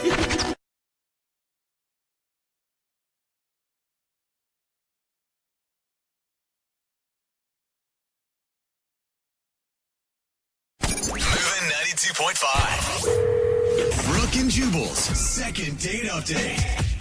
They say that one man's trash is another man's treasure. I already don't like the start of today's second date update. And that's why Tim is on the phone for a second date update today. He found a discarded date. No, listen. And then he swooped in and got a date with her. Discarded. Tim, now I don't want to call your date trash. It was just an analogy, okay? Yeah, I get that. Tell us about the garbage pickup. How'd it go? Yeah. Well, let me back up.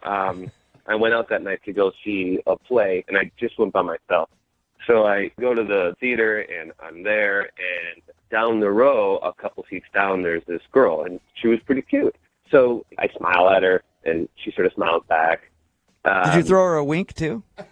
No, I did the polite, like smile, head nod, just like, hello, hi. Like bite the lower lip, like, Oh my God, Jubal. You're so creepy. Yes. Any of the proper moves or just simply a smile? Maybe I should have done that. Yeah, you start talking about how this woman sounds like a sweater from Goodwill, and now you're... All right. So you smiled at her.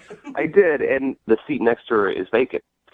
So I get a little courage, and I kind of walk down a little bit to the aisle, and I just said, hey, is anybody sitting in the seat? And she said, yeah, someone else is going to come take the seat. Okay, and then that's when you yelled at her. Why are you yelling at her now? He was upset. No. Oh, you didn't yell at her. No, I just said, oh, okay. I didn't ask who, the seat was for. Right, because it's none of your business because she's a complete stranger in a theater. Yeah, but she also didn't say, who it was for either. If it was her husband, I imagine she would say, no, it's for my husband or my boyfriend. Right. She probably would have let you know, stop hitting on me. Exactly. Yeah. In the nicest way possible. I feel like seat taken is already stop hitting on me. Why are you guys saying, no, actually, I married him in a very long relationship, and this seat has been taken by him? Maybe there's this possibility that the seat is just for one of a girlfriend, a friend of hers that she went to see the play with. Yeah. Right. Okay. Okay, so you went back to your regular seat then? I did. I said, oh, okay, well, enjoy the show. And then I went back and the show started a few, minutes later and it was good. Okay. But then through the show, I sort of kept an eye just looking over by her to see if anybody had showed up. You almost sound like you're starting to get a little creepy. The guy at the end of the row that keeps looking over at her during the play. I did it. That's the thing. I didn't want to, so I kind of did like the peripheral vision to see if there's any action happening over there. Mm-hmm. Anyway, so intermission comes, and no one had showed up. Ooh, the mysterious vacant seat. She's either lying to you or the person didn't show up. So, I went out, I got something to drink, do the intermission stuff, and when I came back in, I came in, so I walked past her to get into the aisle. Okay. And as I walked past her, I just said, hey, the seat's still taken? And she said, You're relentless. no, they didn't show. And I said, oh, well, do you mind if I sit there? And she said, sure. So I sat down. Yeah, good persistence. Okay. I would have felt weird going back up to her being like, Yeah. hey, what's up? You said somebody's coming for that seat, but it's been open this whole time, and I've had my eye on that seat, so... What's the deal? Yeah. Are you a liar? You just lie to everybody? What's going on with you? It is I didn't want to seem that way. I didn't want to seem like a creepy guy. It was more like, I felt bad, like she got stood up on her date. It's kind of awkward, though. I mean, you're putting her in a position like, what is she going to do? Stick to the lie at that point? No, someone's still coming for the last half of the play? But the good thing is the play finishes, and we start talking, and then I just said, do you want to go grab something to eat? And she said, yeah, sure, that'd be great. So That's cool. Okay. Yeah. So we left, and we walked to a place, and we sit down, and, we talk for a little while. We get a drink. We get some food. Conversation's great. It's not creepy at all. And I noticed, though, that she's starting to get a little, tired. And so I was like, oh, you know what? Why don't we just call it a night? And she said, yeah, that'd be great. So I walked her to her car, said goodnight, gave her a hug, and said, can I call you? And she said, sure. Awesome. And so I texted her a couple times, and I never heard back. And I thought things had gone well, and, then I emailed you guys. Did you ever find out who the seat was for? We didn't talk about it at dinner because I thought if I brought it up and she did get stood up, it would be uncomfortable or make her feel bad, so I just stayed away from it. Oh, that's a good idea. Pretty smart, yeah. So how long has it been since you guys went to dinner? It's been like a week and a half. A week and a half, okay. So she's definitely blowing you off. Yeah. Yeah, and, I just started thinking about why, who was that seat for? Maybe it was for a boyfriend or someone that she was dating, and he finally showed up, and now she's like, no, I don't want anything to do with you.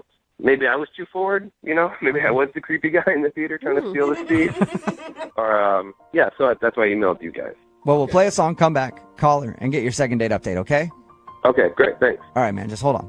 Moving 92.5. Brooke and Jubal in the mornings. Second date update. I forgot to ask the most important question about today's second date update. If you just missed the first part, Tim is on the phone, and he wants to call a girl named Sarah today. They actually met at a play. She had an empty seat next to her. At the beginning of the play, he asked if he could sit in it because he wanted to move seats and sit next to her because he thought she was hot. And she said it was taken. And then after intermission, he saw the seat was still open. So he asked her again. She ended up saying, yes, you can sit in the seat because whoever she was waiting for didn't show up. After the play, they went to dinner, had a great time, but now she's not calling him back. And I forgot to ask Tim this, and I'm sorry about that, everybody listening. I know that you really want to know. Tim, how was the play?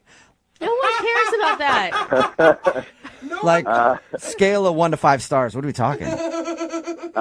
Well, the first act, I was a little distracted because I was, trying to figure out what the empty seat was about. So I think it was a 3. Okay, good. All right, cool. God. Should we even do the second date update now, or have we gotten that all cleared up? No, I would still want to know why she never called back. Okay. And Tim, you can't remember any awkward moments you guys had when you went for dinner and drinks after the play? No, everything was real casual and cool, and I thought I was being very polite, and asked a lot of questions about her, what she liked. I thought it was a good conversation. You actually seem very charming and like a good listener, so I'll give you props on that. Well, thank you. Thank you. Horrible play reviewer, but Yeah. that's Jubal's fine. got a point. I'm going to dial her phone number right now. Here we go. Okay.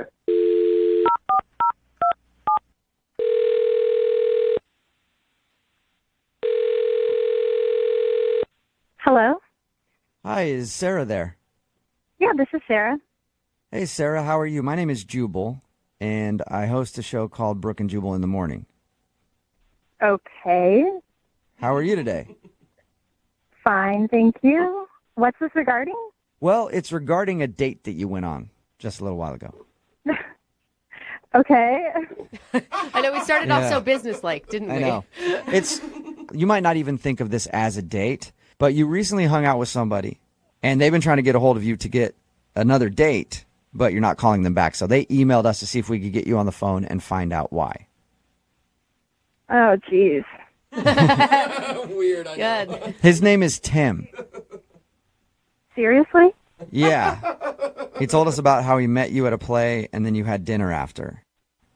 So he contacted you to get a hold of me? Yeah, he did. Apparently, he's been trying to get a hold of you, but you're not returning any of his phone calls or text messages. Yeah, I don't know. I'm just not into it, I guess. It sounded almost like for a second you were excited that he contacted us. I was more surprised, not excited.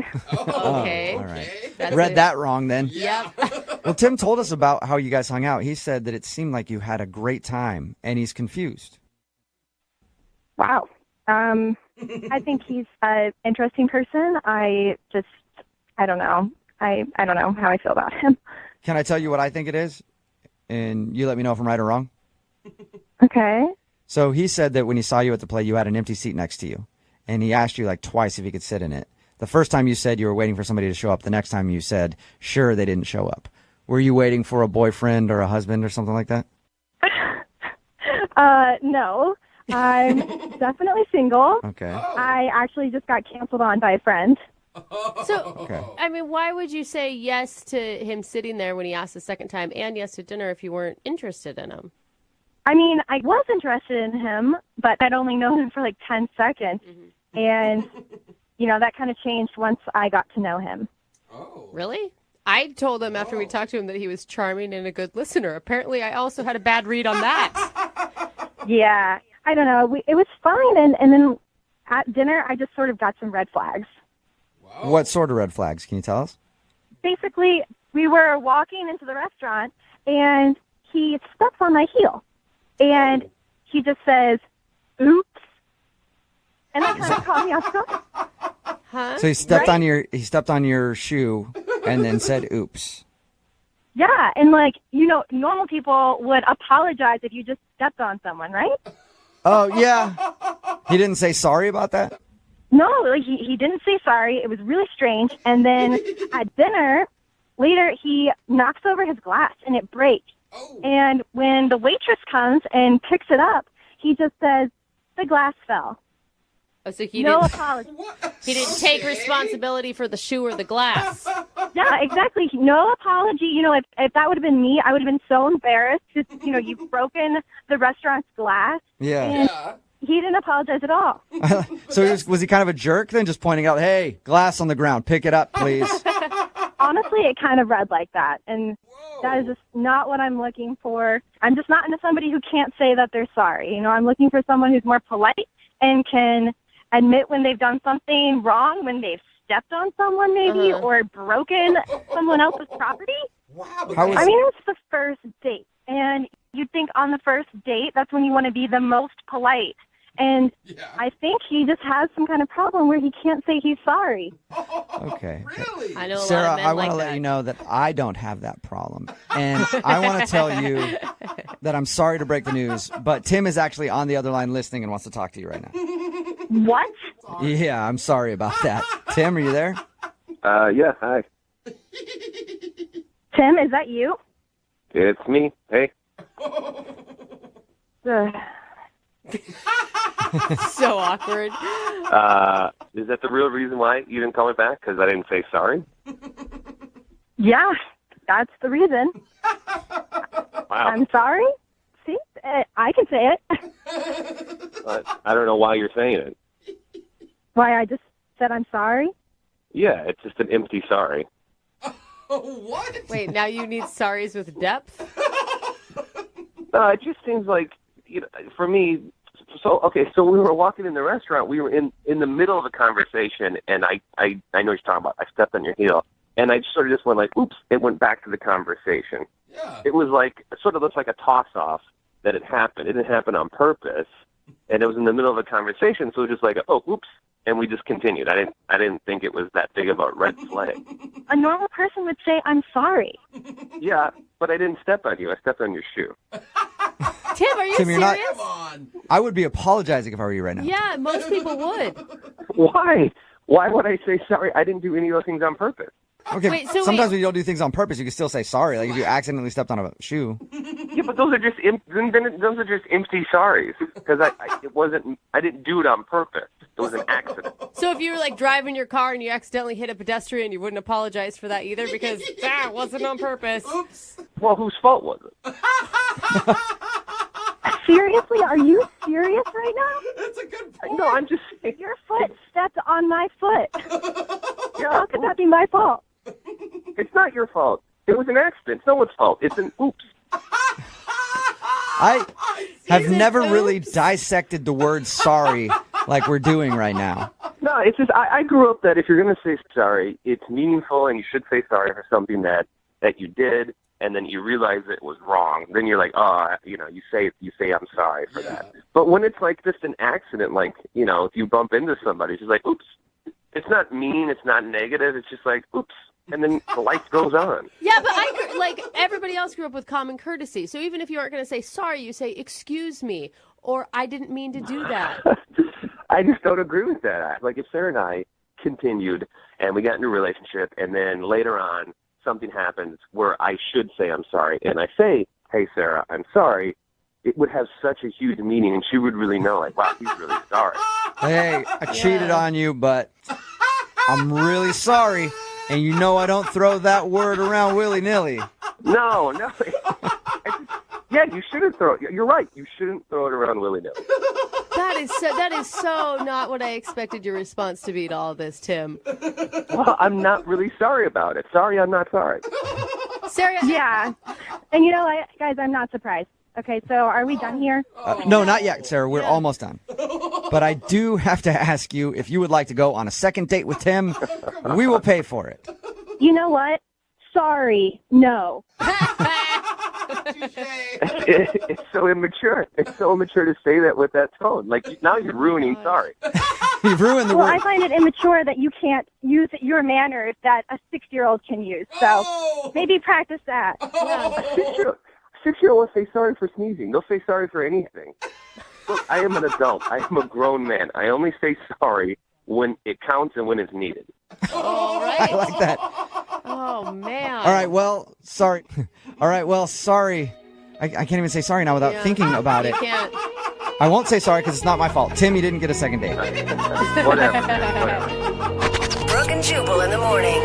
I had no idea that so many people would support the guy from today's second date update. Me either. Somebody texted in at 78592 and said, I agree, saying sorry is a sign of weakness. My God, and I refuse people. to be weak.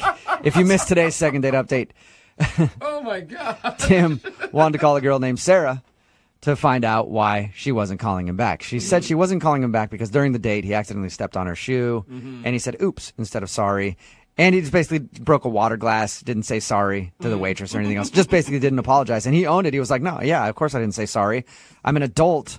I say sorry if I actually did something wrong and meant it. Those were accidents. And no, I'm not sorry about it. I'm sad it happened, but I'm not sorry. But here's the thing. Even if you don't apologize, you can still, like, excuse your behavior. Like, excuse me, or I didn't mean to do that, or wow. Well, he said oops. Yeah, no, oops doesn't work. I think oops counts. So I've learned a lesson in saying sorry, and I'm not going to say it anymore. I'm not going to apologize for anything, and I'm not sorry for that one bit. Yeah, that doesn't surprise me. Remember, if you want to do a second date update, all you have to do is email the show, and we will call the person who didn't call you back. Move at 92.5.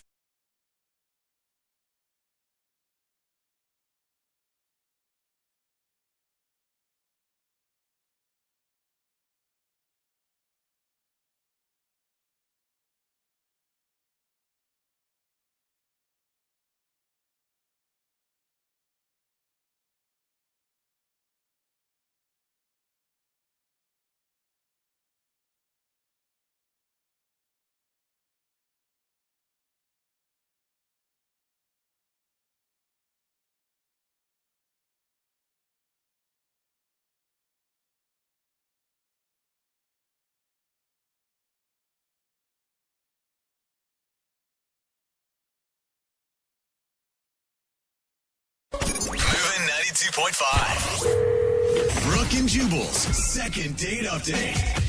There are a lot of inopportune times that you could lock your keys in your car, like, I don't know, a first date. Oh, that no. could suck. Oh, God, I hope you have AAA. It's Brooke and Jubal in the morning. I'm moving 92.5.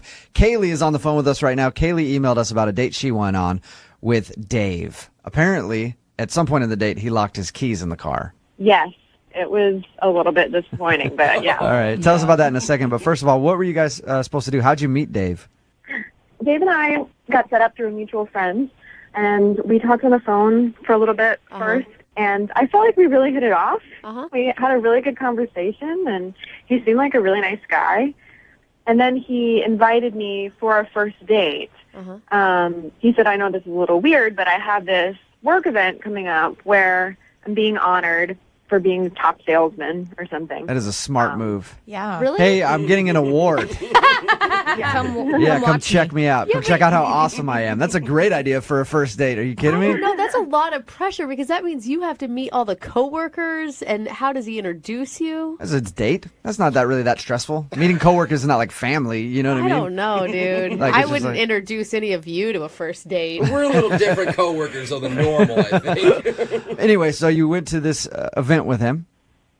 Yeah, it was really nice. So he said, dress up. It's a really formal event. And I thought it would be really fun because I hadn't been to an event like that in a really long time. And Watch your new man win an award. Okay. Yeah. Now you're Your email said that you didn't even make it to the event, though, because he locked his keys in his car. Right. We stopped for gas, and we were both outside the car in the gas station, and he locked his keys in the car. And I'm guessing you got a new dress for the whole thing and spent some money. I did.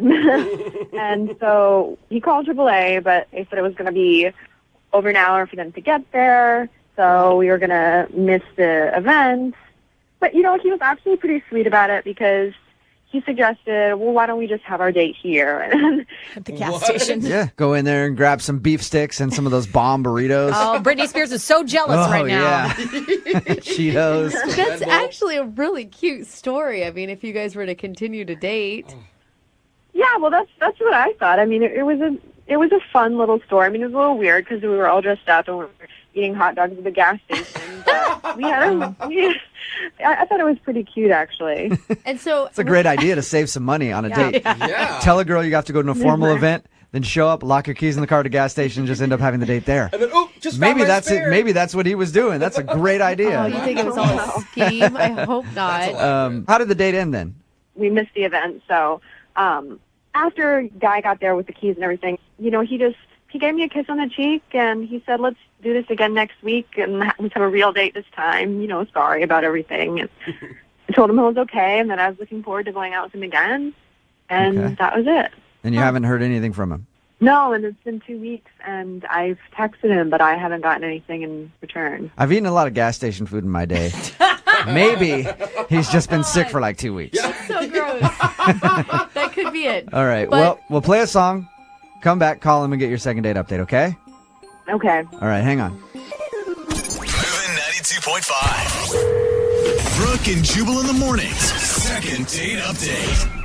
I was going to say it again. I think that my theory is correct. Oh, no. Dave took Kaylee out on a date, said it was for a formal event where he was being honored as one of the top salesmen in his company, then took her to the gas station, conveniently locked his keys in the car, and then had a impromptu gas station date. No It's a way. great way to not spend a lot of money and make it seem like you're awesome. She also has a lot of selection. You have to spend the money to get the keys out of the car. It doesn't cost that much at AAA if you have it, which is a monthly thing. Kaylee, what do you have to say about this before we call him? Do you think there's any weight to what Jubal's theory is?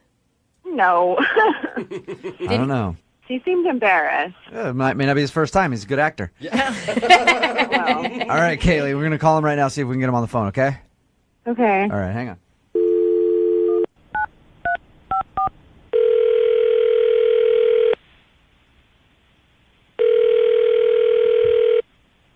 Hello? Is David there? Yeah, this is Dave. Hey, Dave, what's up? This is Jubal from Brooke and Jubal in the Morning. I'm moving 92.5. How are you? I'm good. Who is this? Jubal from Brooke and Jubal in the Morning on the radio station moving 92.5. Okay. Somebody recently went on a date with you and is wondering why you're not returning her phone calls. So somebody gave out my personal information to you guys? Yes, just the phone number. I don't know anything else about you other than that. It's a girl named Kaylee. Do you remember going out on a date with Kaylee? You locked your keys in your car and then spent it at the gas station with her? Yeah. The date really didn't turn out as I was kind of hoping and planning for. What? What does that exactly mean? Man, Do you just mean like you were taking it as a bad sign that all these bad things were happening on the first date? no, I mean, like, I actually locked the keys in the car on purpose. Oh my gosh, you did not! You did. Dirty dog. I hate when Jubal's right. I hate that so much. Okay, so why did you lock the keys in the car on purpose? Well, it was my big night, Okay. getting honored with this huge award. You know what I mean? I just wanted to impress my boss. I wanted everybody to see me with somebody really, really hot. Yeah. And my buddy sent me a picture of this girl who was, like, really, really attractive, okay? Okay. But then I go to pick up Kaylee, but then this girl walks out to my car, and it's obviously not the girl in the picture. What do you? How like totally different girl, or she just looks different from her picture? It's not the same girl. Like, it's not like it was an old photo or anything. This is not the same girl as the text picture that my buddy sent me. This is like, I don't want to say like night and day, but it was different. You know? So you're not saying that Kaylee was a disappointment when you went to pick her up. Like, you're saying she was completely another person. Like, you called the wrong girl? No, it was like 20 minutes later, because I told my buddy when I was picking her up and everything, I got a text from him, and he's like, ha, ha, ha, ha. Your friend was screwing with you. You guys are so mean. That's part of your big night, pal. So you hit this So you girl called- at a gas station? You called your buddy and were like, hey, I need a really hot chick for this event. He's like, I got somebody perfect for you. Found a picture online probably, sent it to you, and then hooked you up with Kaylee. Yeah, I mean, it was like a bad situation for So me. you locking your keys in your car at the gas station was just an excuse to not go to your work function. Oh. I panicked. I pulled the emergency cord. I pulled over to this gas station, and I was just like, oh, man. and I, like, locked my keys in the car, and I was just like, oh, and I just, like, acted it out, and I, like, waited an hour to call AAA just to make sure we would never get there. That can Oh my! You were such an ass. I can't believe you did that. Wait, what? Dave, that's Kaylee. She's on the phone and just heard everything you said. I have never been so insulted in my life. You are son of a you. Wait, what? Yeah, hi, this is Kaylee. I heard What are you that on radio. You didn't tell me Kaylee's going to be on the phone. You didn't tell me that. You can't do that. This is the radio. I obviously called them. You told. I had a really good time with you. No, look, Kaylee, this is like a really, really bad situation. This is coming off the completely wrong way. I mean, it was just a really bad. Well, I'm just like a joke. I'm just like a joke to you and your friends. You think it is so hilarious. Maybe it wasn't because, like, he's saying that you're not attractive, Kaylee. He said that you were different than what he expected. Well, what does that mean? He had to lock his keys in his car because I'm so hideous and he couldn't bring me to work? I still And can't Kaylee, believe it. he can't be the best looking thing on the planet either. No! Oh my God, are you kidding me? Oh! All right. I like him because I thought he had a good personality, Okay. but he is not hot. Dude, that is fair, and he's an ugly person inside. It was his big night. Where is your remorse? Are you going to apologize? Just wait for a second, and you know what? Put yourself in my shoes. Think how I was feeling at that time. I mean, this was like my big day. What? I mean, Oh my God, You're gonna no. ruin my I big have day. no sympathy for you at all. Dave, how are you not? I still don't get it. You have had so many opportunities to apologize to this woman.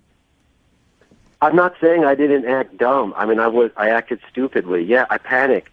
I panicked. I'm just saying I'm not the one who did this on purpose. I didn't try it's to not do your this. fault. That's true. Hey, you know what? It's true. He didn't use her as a pawn. His friend did. Yeah, he just had to hide her at a gas station and feed her hot dogs. He didn't want to take her because he wanted to take somebody else. He was expecting He thought he someone was else. picking somebody else up. Dude, that's not cool. That's understandable. Hey, you know what? Then would have been cool if he said, you know what? My friend clearly pranked me. You're the wrong person. I don't want to go out with you. Yeah, you could be honest. Go back to the house. Instead, he still created an evening for her, and she said she had a good time. After all of those horrible things he said, he has not said "I'm sorry" once to Kaylee. He's not the one who used her. Yeah, I don't. And he's the victim of a horrible prank. I think we're forgetting that right now. Horrible. Dave, I'm sorry you were pranked. You apologize to him. Hey, at this point, I'd like to ask you guys if you'll go out on a second date. Dave, we will pay for you to go out with Kaylee again. I'm going to go ahead and guess, Kaylee, you're not interested in a second date? No. Amen. Dave, is there any way you want to save this and try to go out with Kaylee again? I would say yeah. I would like to go on a second date with Kayla. Yeah, I think she's a sweet girl. okay. He's a good guy. And I would like to show how sorry I am. Uh-huh. Really? You actually really would? No, he wants to save face so he can go out on a date with another girl later on. Right. I would actually go out on a date with Kaylee again, and I'd like to show her how remorseful I am about the whole situation. Yeah, I don't need your pity date. Thank you. Oh. Thank you, Kaylee. Oh, God. All right, well, there's your answer, Kaylee. I apologize. That was probably rough to hear. Yeah. And again, Dave, really sorry about the prank that was played on you. That is uncalled for. I'm so sorry, man. You stop laughing. Brooke and Jubal in the morning.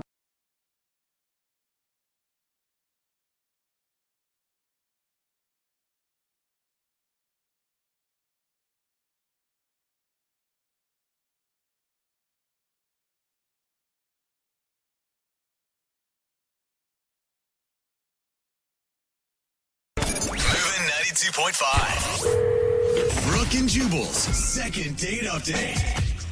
Weddings are always fun, right? Yes, I love weddings. There's a young couple that's giving away their independence, and judging by statistics, will probably be divorced in 4.7 years.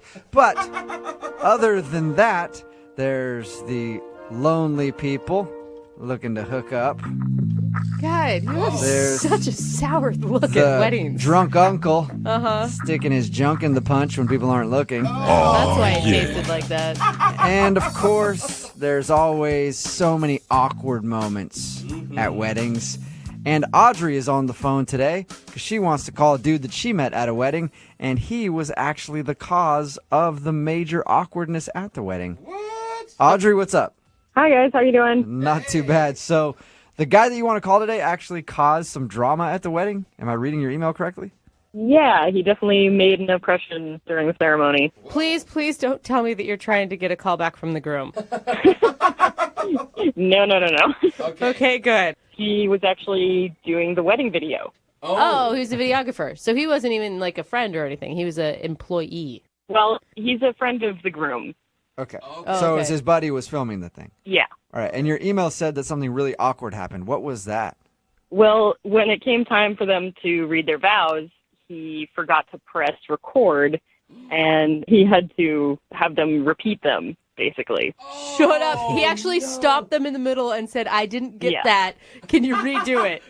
Yeah, it was super awkward. He had to get up in front of everyone and apologize, and yeah, it was really awkward. Oh my gosh. Did he give him any direction? Like, okay, we're going to run this back again, but you, I need you to really have more emotion in this. Could you have one single tear Yeah. drop down your cheek? No directions, but he definitely felt super awful about it, and it was really awkward. Okay, wait, I'm confused though. Were you on a date with him at the wedding while he was videoing the wedding? No, so, after this happened during the ceremony, he pretty much had no one talking to him during the reception. Just sitting by himself with his video camera alone in the corner. Yeah, exactly. So I felt really bad for the guy, and I struck up a conversation with him, brought him a drink.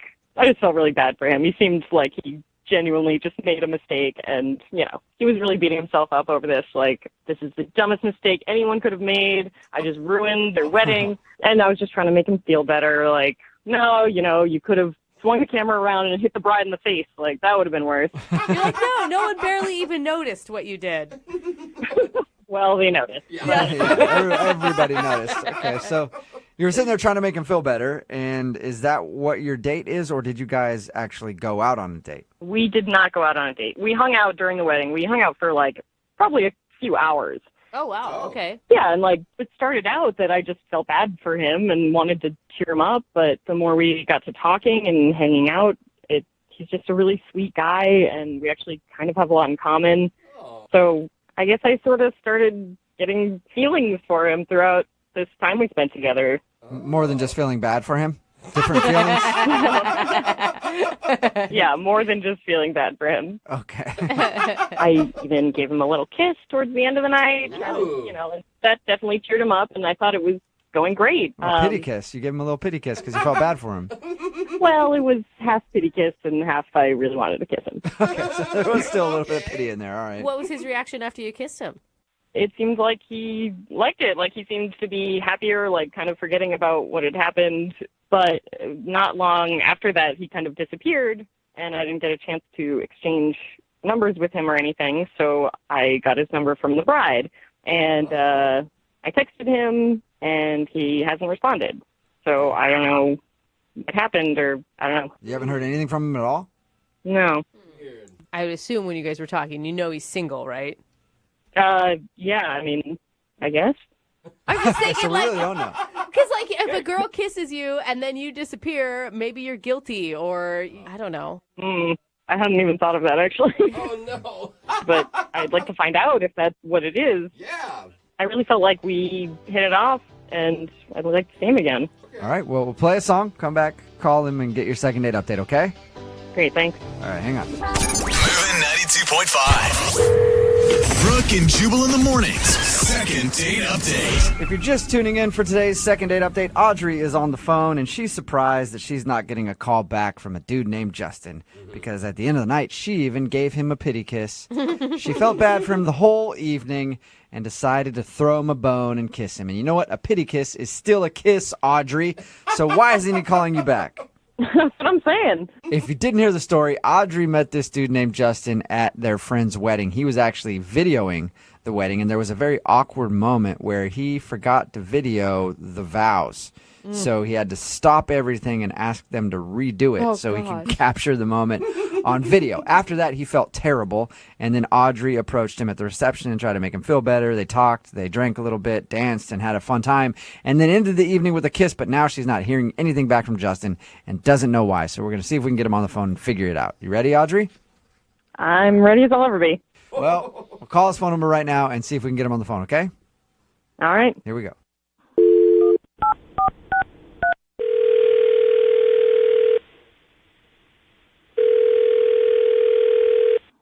Hello?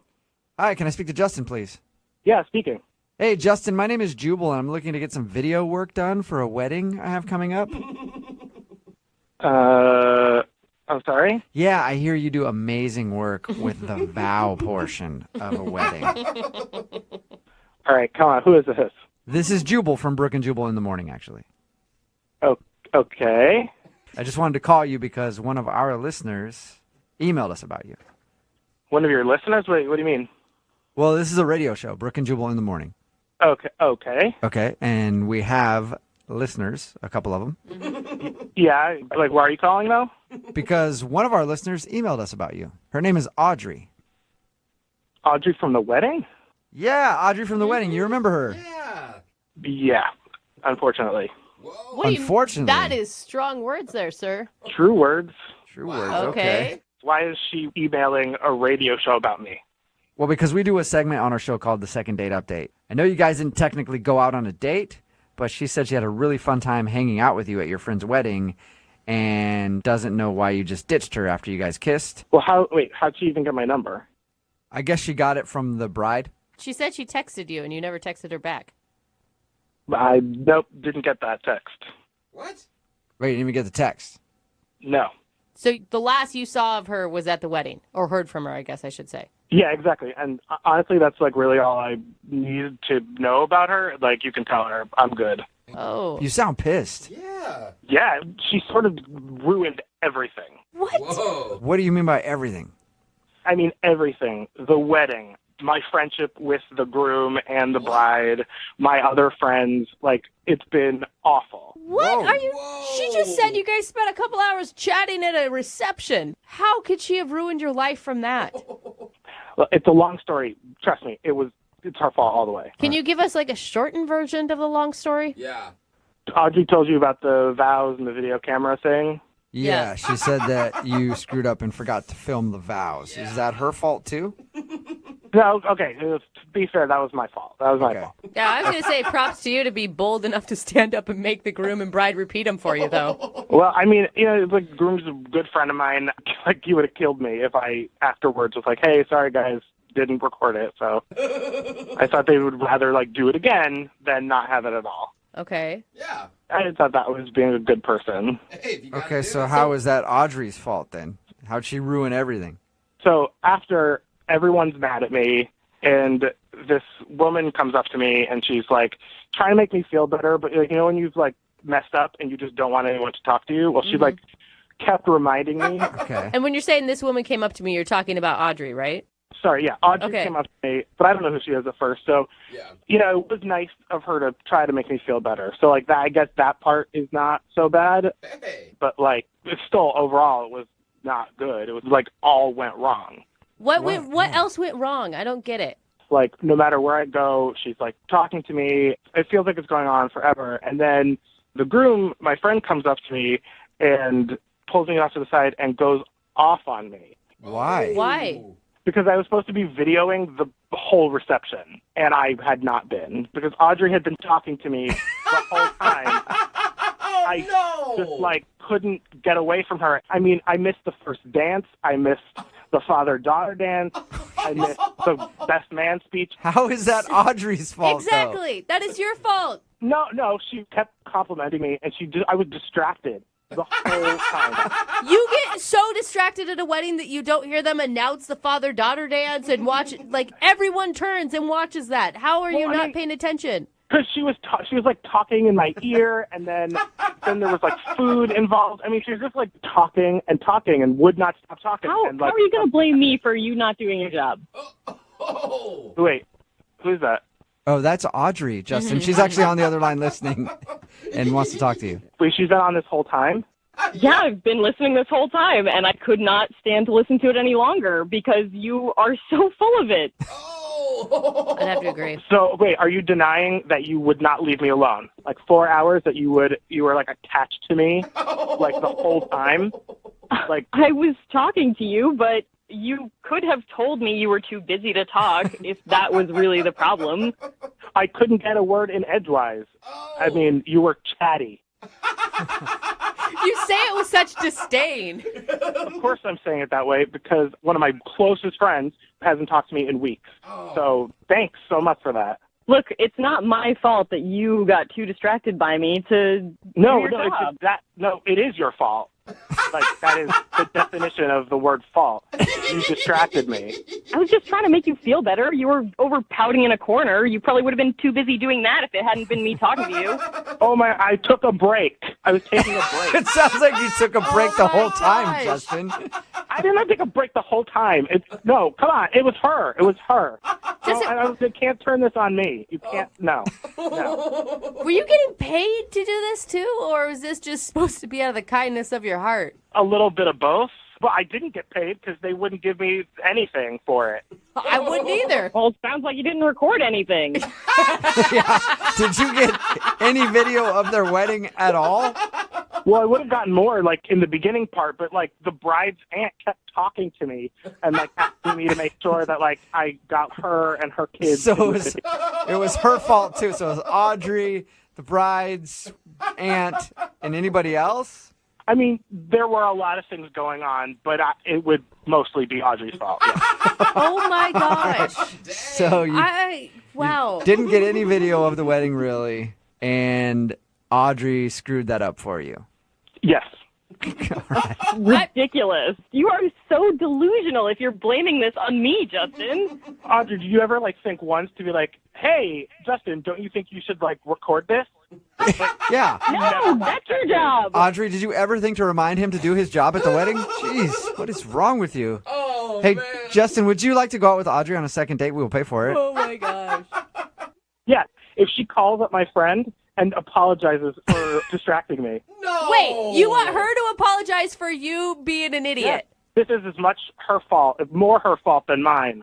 But I'm not, like, if she apologizes to them for ruining their wedding, Wow. I'll think about it. Absolutely not. Yeah. No? Yeah, that's Come on, Audrey, weird, but you ruined Audrey. everything. Why can't you just own up to it? Oh, yeah, I should totally call him up and be like, I'm sorry, I ruined your wedding by talking to someone. Maybe I should pay for their wedding cake, too. Or pay you for the video that you made for them. Hey, I won't complain. Oh, my God. All right, well, so that's a no then. You guys are not going to go out on another date? No. No way. No, okay. All right, well, Justin, thank you for your time and better luck videotaping other weddings. Yeah, sure. Thank you. And Audrey, Yeah? thank you very much for your email. I'm sorry you didn't get a second date. Oh, well, thank you. At least I know now what happened. And you will never be invited to anybody's wedding ever again because you are just ruining weddings left and right. Well, at least I know who not to recommend for their video. Brooke and Jubal in the morning.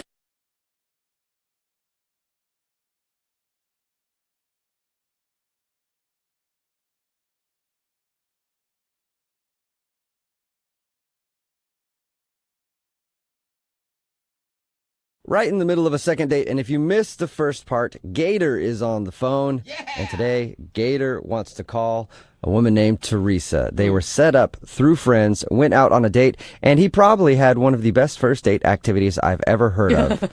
They engaged in a vent-off. That's right. That's where you sit there and you just talk trash about your exes. You take turns going back and forth until one of you has the best, worst ex story ever, and then you win the vent off. Yay! We never asked Gator, did anybody win the vent off? Or do you win the vent off? I don't even know how it works. Gator, does somebody win? We both do. It's a win-win. Oh, is it? All right. Now, well, Gator, I think this is maybe the worst idea you could have ever possibly had for a first date. It sounds like she enjoyed it. Yes. And that you went wrong somewhere else. I didn't hear. Have you tried to contact her? A number of times. Calls, texts, nothing back to Gator. Whoa. Do you always refer to yourself in third person? I like it. No, I got nervous. Okay. All right. That's okay, man. It happens. You get nervous and you refer to yourself in third person. If your nickname is Gator, you can do that, okay? Absolutely. All right, man. I'm going to dial her phone number right now and see if we can figure out why she's not calling you back, okay? Yep. Here we go.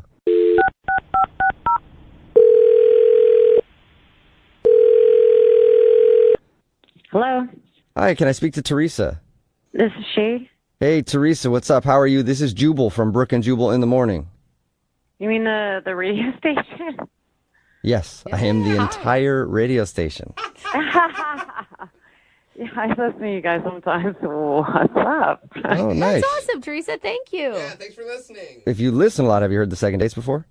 I don't know if I have. It's a segment we do on our show where if you go out on a date with somebody and then end up giving them the cold shoulder after that date, they email us to see if we can get you on the phone and find out what happened. Oh, yeah, I think I heard one of these, but it was a while ago.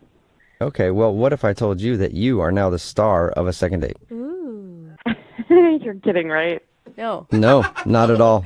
Yeah, you recently went out with a dude who calls himself Gator. Oh my God. So he wanted you guys to call me? Yep. Have you just been really busy and you haven't been able to get back to him? Yeah. I mean, can you just tell him that? Well, if you would have sold that a little more convincingly, maybe, but it's obvious that you were like, yeah, sure, whatever. Do you mind telling us why you're not calling Gator back? I mean, I don't want to really say it because it's kind of embarrassing for him. So I just feel like... If it's the butt shaving thing, he told us about that.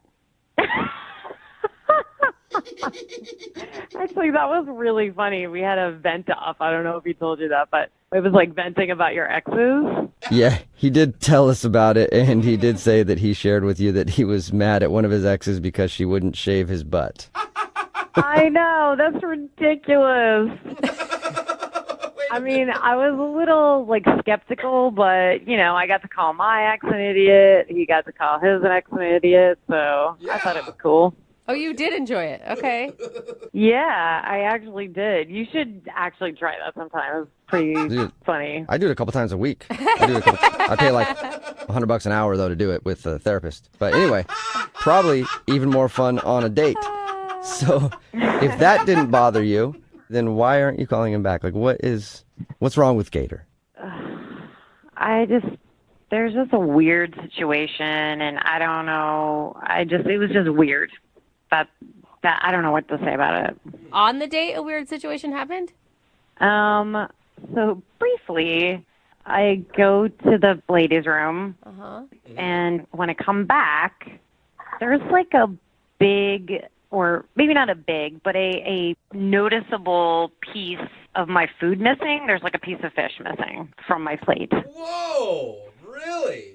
Yeah, and so I was just like, did this guy really eat off my plate? And it was just like bugging me. So I went to the ladies again. Oh my gosh, so you're going to test him. Exactly. So I asked the waiter to watch while I was away because he was like super friendly, and I just thought couldn't hurt. So I come out of the bathroom, and the waiter catches my eye. I go over there, and he says, yeah, he just took a bite out of your roll. Out of your dinner roll? Yeah, that's weird, right? Yeah, that is pretty weird. So while you were going to the bathroom, he's eating the food off your plate? Yeah, who does that? Like, that is just, I mean, he didn't even ask me. Were you like raving about how good your food was and you don't think he could help himself, or? I have no idea what the deal was because, I mean, it's a first date. I didn't want to come out and be like, oh my gosh. Did you just eat half of my asparagus? What is wrong with you? Let me smell your pee. Like, it's just weird. Oh my I like how he waits for you to go to the bathroom too. Like he's sneaking bites of your food. Like sneaky, strange. Maybe he was hungry. Those restaurant portions at some of those fancier places are really small. The bottom line is this guy was eating off my plate, and it's a first date. We're not like best friends or anything where he's just chomping on my food. Mm-hmm. I just felt super weird about it, and it was a huge turnoff. Yeah, I can see that. You know, this might be a turnoff too, but Gator is actually on the other line listening and wants to talk to you. What? Yep. Hi, Teresa. Oh, my God. First of all, I didn't know you saw that, so real sorry about that. Oh, my God. You were unbelievable. I mean, at least you admitted it. You weren't trying to sneak out of it or anything. Why are you eating people's food while they go to the bathroom, Gator? I was hungry. I was nervous all day for the date. Didn't eat lunch. You know, so here we're at dinner. I just grabbed tiny little forkfuls. Remember why my name is Gator? I could have eaten that whole thing in a second. So you practiced some restraint. That's very nice of you. Did you not think I wouldn't notice? I did not. No, I didn't think you would notice. It was tiny little fish forkfuls. Fish gets flaky and spreads out, and you're like, oh, I guess it just fell. Or something. I don't know. Gator, I mean, there's other ways to go about it. Like you could order an appetizer or ask for another basket of bread. Well, that was the thing. They took the bread away, and I got hungry. I was embarrassed. Like, be like, hey, bring the bread, more bread. You know, I didn't want to look like a pig. I'm on a date here, so instead of like, you know, I thought it would be better just to snack a little bit on the plate. You know, I didn't. Yeah. You don't want to look like a pig. You know, you want to just eat off somebody else's plate while they go to the bathroom. That's better. Just tiny amounts, exactly. Yeah. Tiny bites. Yeah. And I feel bad. This is not what I do, but you know, I did pay for it. So yeah, I mean, in essence, was mine, and you know. I guess you're right. Oh. You were loaning the food to her, I guess. And that's where you lost me. Oh. What? I paid for if anything, you were eating my food because I paid for it. So what? You know, technically, I was giving it to you, and you were eating my fish. So I never thought of it like that. What is wrong with you? That's the only thing wrong with me is I was hungry. I mean, I told you that I didn't eat all day, and if we were dating for a long time, this would be no problem. It would be cute. But just because it's a first date, you get I would agree with that. Well, but also it might be cute if you guys are doing it together and you're not waiting until she goes to the bathroom to steal your food, I guess, but to steal the food off her plate. Okay, that's a good point. At one point, I was thinking maybe, you know, I'll ask her, but, you know, we're in the middle of a vent off, and it just, It would just be in poor taste. That would be in poor taste. I mean, here's the thing, Gator. I've also been hungry on a date before, but do you know what I did afterwards? I went and got myself a burger at a drive-thru on the way home. That's how you solve that problem. There you go. Well, I also did that too because the fish wasn't very big. How much can you eat, sir? Yeah. Well, they call me Gator for a reason. Okay, I can eat a lot. I still look good. I'm not called Little Baby Bird. All right. All right, well, I don't want to ask this question because I don't want to have to buy you food, but Teresa, would you like to go on a second date with Gator? We will pay for it. No, I'm good. Thank you, though. Look, I know you don't want to go on another date with me, but we did have a really good time to vent off. We were laughing, and I shouldn't have eaten off your plate sneakily. I'm sorry. Next time I'll ask if I can have a bite. Hey. Will there be a next time, Teresa? I feel like you should give him just one more chance. You had fun. Yeah, Okay, come on. only if he admits that saying when he paid for the food, it was technically his. Yeah. That better have been a joke. I agree with that. That was a joke. Bad joke. Yeah. That's awesome. Yeah, right. Well, we'll pay for it. So the food that you guys eat is technically ours. And I'm going to come over and eat off of both of your plates, okay? That works. Great. That sounds good to me. Yes. Gator is ready to chow down. All right, you guys, we'll get it all set up and send you out on another date. Teresa, thank you very much for your time. Yeah, thank you. You're welcome. She sounds so excited. And Gator, Yep. go get some food now because I'm sure it's been a few minutes. You're probably starving. Actually, I didn't tell you guys this, but I've been eating through this entire phone call. There is one surefire way to get on this show. Have no talent? Well, yeah, but that's like the hosts of the show. Oh, okay. Like us. I'm talking about like callers who want to do a second date or something like that. One surefire way to make sure your email gets through all the channels to get on the air, and that is to sign it the way that this dude did. He signed his email, Eddie, a.k.a. Gator. Oh, no. Any dude that calls himself Gator is always welcome. Eddie, what's up? How you doing? Good. How you guys doing? Good. I called you Eddie. I should have called you Gator. My bad. Gator. I go by both. Why do you Okay. go by Gator? Eddie, why is that a decision in your life?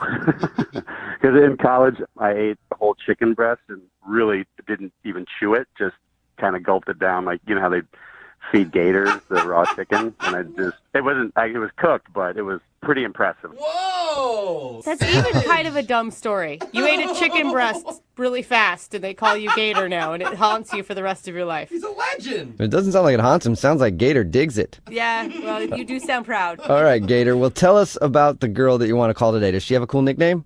Not yet. Hopefully someday, because I haven't heard back from her. So Okay, what's her name then? Teresa. Teresa, and when you introduced yourself to Teresa, did you introduce yourself as Eddie or Gator? It was a blind date, so I was introduced as Eddie before I even met her. So that's how that went. Okay. Oh, lame. Yeah.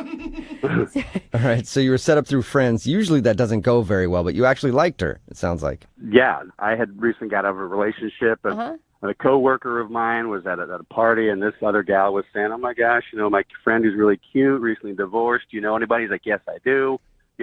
Eddie." So we get set up on an actual blind date. No last names, no Facebook, nothing. Oh, Had cool. No idea. What was it like when you guys showed up, I assume, at a restaurant and saw each other for the first time? She was very cute. I was like, I get why this gal has not been in the market for a while. I was very impressed. Gator liked what he saw and wanted to chomp down on that little chickie. Yeah. Gator did. Yeah. That is so gross. right. All of you. Tell us about the date. How did it go, man? It went really well. We were just talking, and, she was recently single and I was, and then I came up with an idea that I called a vent off. And I was like, how about this? I say one bad thing about my ex, then you say one bad thing about your ex, and we get back and forth. And, what? Yeah, just kind of like a ping pong or tennis of anger. Yeah. Eddie, that's a horrible idea. I mean, the last thing you should be talking about, you're both recently single, is your exes, let alone bashing them. Well, it went great, and it ended in a whole bunch of laughter, so she and I had a good time. Yeah. And also, it lets you know about them. Like, if they're like, oh, and he always did this, and I'm like, okay, cool, now I know she doesn't like that. So it turned out, vent off. Okay. I can't believe that turned out okay. Yeah, that's an interesting idea. She didn't seem bothered by it one bit. At the beginning, she was kind of like, well, I don't know. And then I think I started. Then she just absolutely, went from first to fourth gear, and she was into it. It was really fun. Okay, so wait, what was the worst thing you said about your ex? One time I got super pissed off that she wouldn't shave me. What? What? Some places you can't reach, and I wanted to be, nice and beach ready for the summer, and she refused. And it's hard. Yeah, that is. Like, would she never shave you, or just one time she didn't shave you and that was it? Well, she didn't want to shave certain parts, which are hard to reach, and you can get nicks. And when you sit on a nick, it's very painful, man. Well, you know what? You're better off. Good thing you got rid of her. Wait, but on your date, did this launch weird conversations like it just did with us? Oh, yeah. No, I mean, not right away, but then at the end, we're just laughing, and she's just giggling about I can't believe she wouldn't shave your butt. It was just really a fun, conversation. So. Okay, so if even that didn't shake her, why do you think you're not getting a call back? Good question. I don't know. I mean, the only thing that she went to the bathroom about 3 or 4 times, and I didn't ask. I didn't know if it was, food poisoning or maybe, a female thing, or maybe she just needed a break from Gator's face. I don't know. That could be it. I'm surprised you didn't ask. I mean, you guys had just shared butt shaving together, so it doesn't seem like anything would be too personal for you. Well, yeah, I mean, when 2 people can share butt shaving on a first date, I mean, that's gold. You don't get better than that. She's tossing that away. I mean, it was really, that's the best standard of first dates. So come on, I don't know. You're absolutely right. When you bond over butt shaving, there's no reason you shouldn't get a call back. All right, we'll play a song, come back, and then call her and get your second date, okay? Gator says thank you. Oh, gosh. Thank you, Gator. Hang on.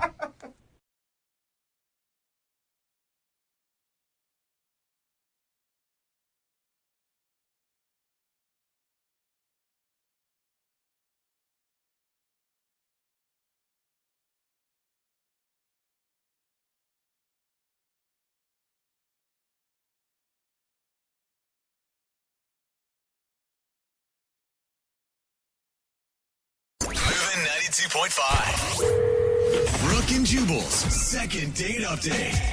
If there's one thing that people should have learned by now from listening to second date updates, it's to not try too hard on a first date. I thought it was going to be, it's okay to be single.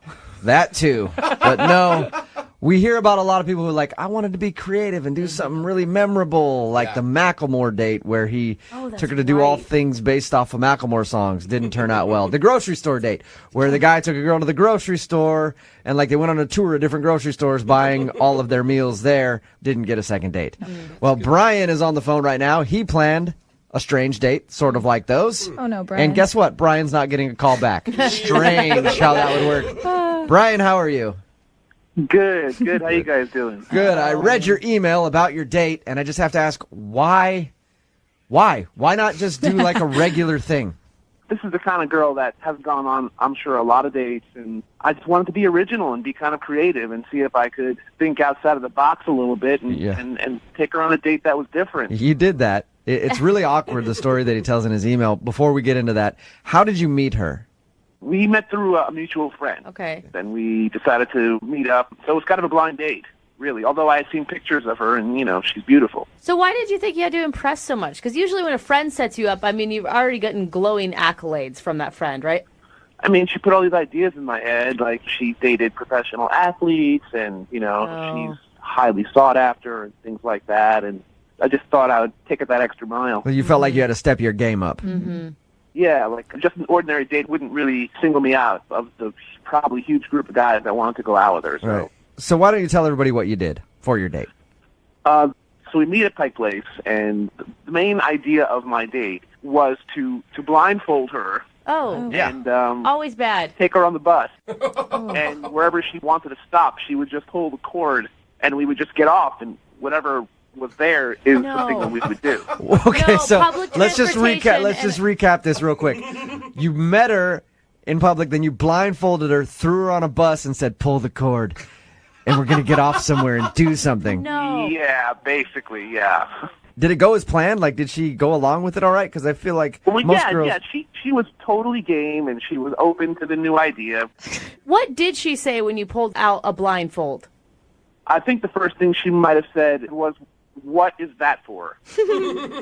So you explained it to her, and she was cool with it. What did you guys do? I mean, Well, this is what happened. We got on the bus, and she pulled the cord shortly after we got on, and we ended up near a Chipotle, actually.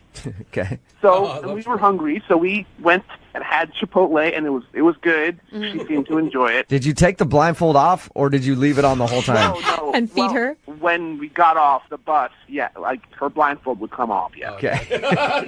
Was the bus driver about ready to turn you in? Oh, there's so much other weird. If you see a blindfolded woman on a bus, it's cause for alarm. Yeah, no, actually, it's very common on No, the there's bus. so They're much other weird Yeah, stuff. there's way more things they could call the police for on a bus.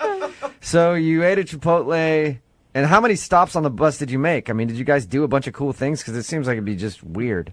The next time she pulled the cord, we were pretty close to Safeco Field, so, we got off, and we just hit up a couple of bars and had a couple of drinks, and it was fun. We were enjoying ourselves. It does. I mean, you're starting to sell me on the idea. It doesn't sound like it's going too bad for you at this point. I mean, we were making jokes. She was smiling. I thought it was going pretty well at that point. It's definitely creative. Yeah.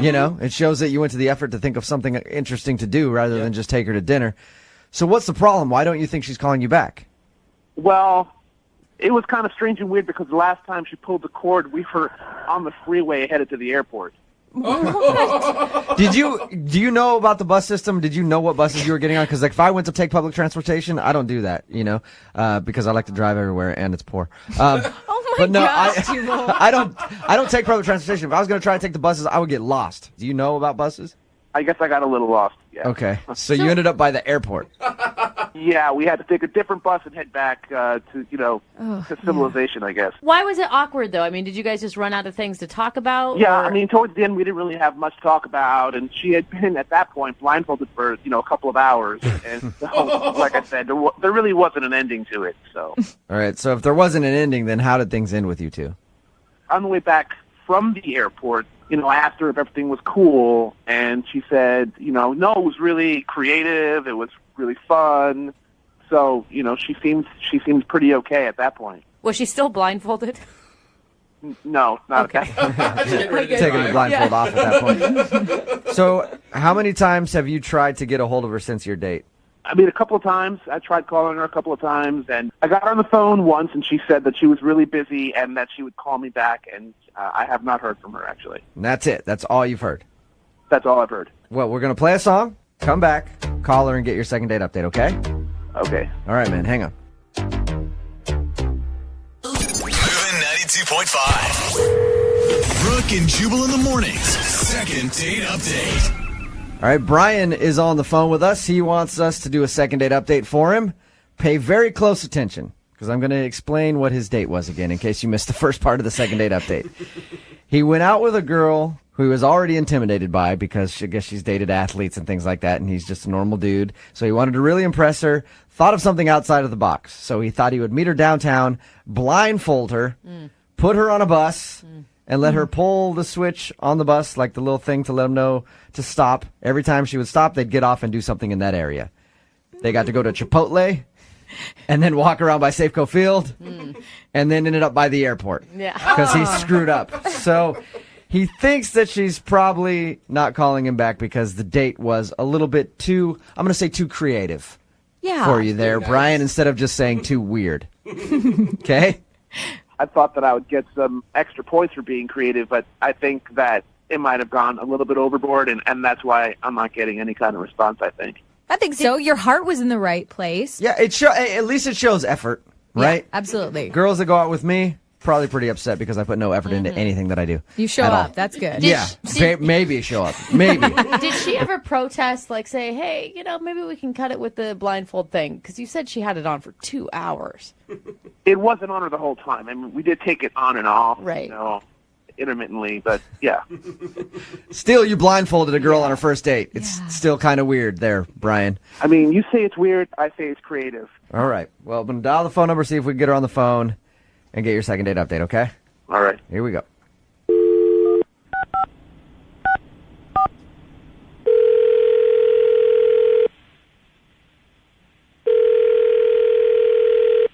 Hello? Hi, is Alexa there? This is Alexa. Hello, Alexa. How are you? This is Jubal from Brooke and Jubal in the Morning. I'm okay. How are you? I'm good. What's new? I'm sorry. Where did you say you're calling from? Brooke and Jubal in the Morning, the radio show. Okay.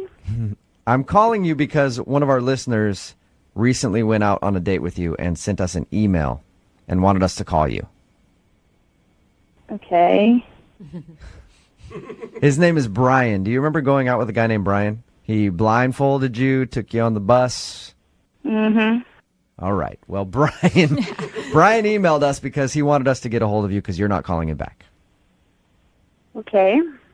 We're calling because we want to know why you won't call Brian back. I mean, I would have thought it was weird as soon as he pulled the blindfold out, and I would have been done from there. But it sounded like you were game. I was trying to be polite because I meet this guy, and 20 seconds later, he puts a blindfold over me and tries to tell me, "Oh, it's a blind date. Get it?" Oh, he's a good jokester too. Okay. He didn't tell us that part when we talked to him. He left out the blind date part. Hey, I like it. Yeah. No. I didn't get it. Okay, so the whole thing was just weird for you. Like, he didn't do anything strange on the date other than the date itself. No, he did some strange things on the date. Really? More awkward? Yeah. I don't want to, embarrass him. He was a nice guy. I don't want to be... Yeah, but Alexa, he wants to know. He emailed us and asked us to call you. Whatever you say about him, we're going to obviously report back to him and tell him what you said, but he wants to know. He's willing. We talked to him a little while ago, and he's willing to hear whatever you have to say. Well, okay, so first off, we're on this bus, and other people on the bus kept asking me if I was okay. I knew it. Yeah, because you're blindfolded. That's understandable. Right. You look like a kidnapped victim. Right. Clearly people were worried for my safety because it was really strange and odd, and he didn't feel the need to, explain.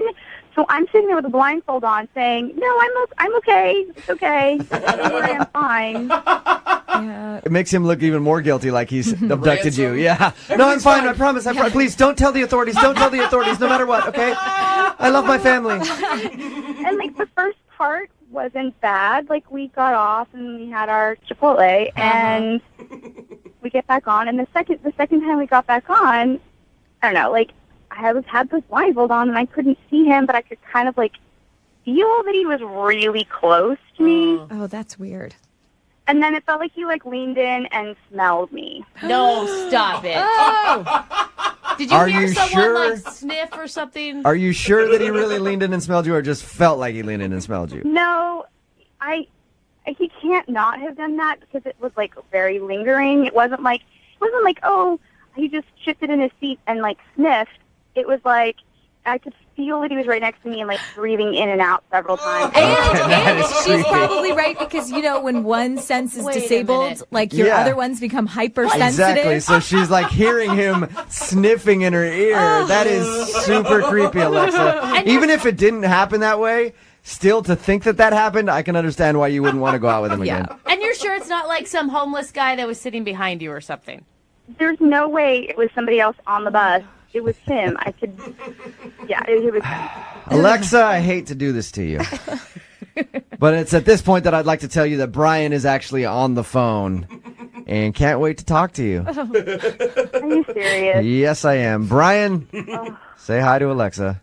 I was sitting right next to you. I was sitting really close to you. I wasn't intentionally sniffing your hair. No, you were smelling me. It was weird. I'm sitting on a bus with a blindfold, and everybody on the bus is nervous, thinking that I am a kidnapped victim. And you say nothing to explain yourself or what's happening, and it was really strange and awkward and weird, and it was not fun at all. I wasn't expecting people on the bus to interact with us, and I just didn't think about what I possibly have to say to people about that. But, come on, aside from that, there were some good times. We laughed, we cracked jokes. We even went to Chipotle. Oh, yeah. That's the highlight. There it is. Yeah, this is really cute and all that you felt the need to try and get a hold of me by calling a radio station, but we're not going to go on another date. Oh, Alexa, I was just going to ask if you'd like to go out with Brian again. Don't jump the gun. No, let's just skip all that. It's not going to happen. Alexa, the reason that he tried this weird date, he knows it's strange now, is because he thinks that you're out of his league, and he was trying to impress you, trying to show you that he could put some effort into it. Can you give him a little credit there? No. Can you at least give him like some constructive criticism or something somewhat positive to end on here? Don't be weird. Don't tell girls. Like, be normal and do normal date stuff. Like, I was thinking more like, hey, you're really handsome. You should, sure, play that you're up more. Cute, nice guy, and like, if you weren't a total weirdo, probably you'd go out. I'm not a weirdo. All right, I just tried to come up with a creative date for you to like me and to make a good first impression.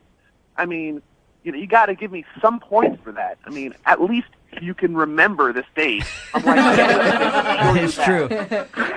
I'm sad that I'm never going to forget this date. I wish I could forget this. So there's no chance you'll go out with Brian again, huh, Alexa? There's no chance. I've said it like 4 times now. All right. Fine, I'll quit harping on it. It's too bad, because he told us your next date he was going to blindfold you on a boat. Different. Exotic. Yeah. Middle of the ocean. Yeah. Brooke and Jubal in the morning.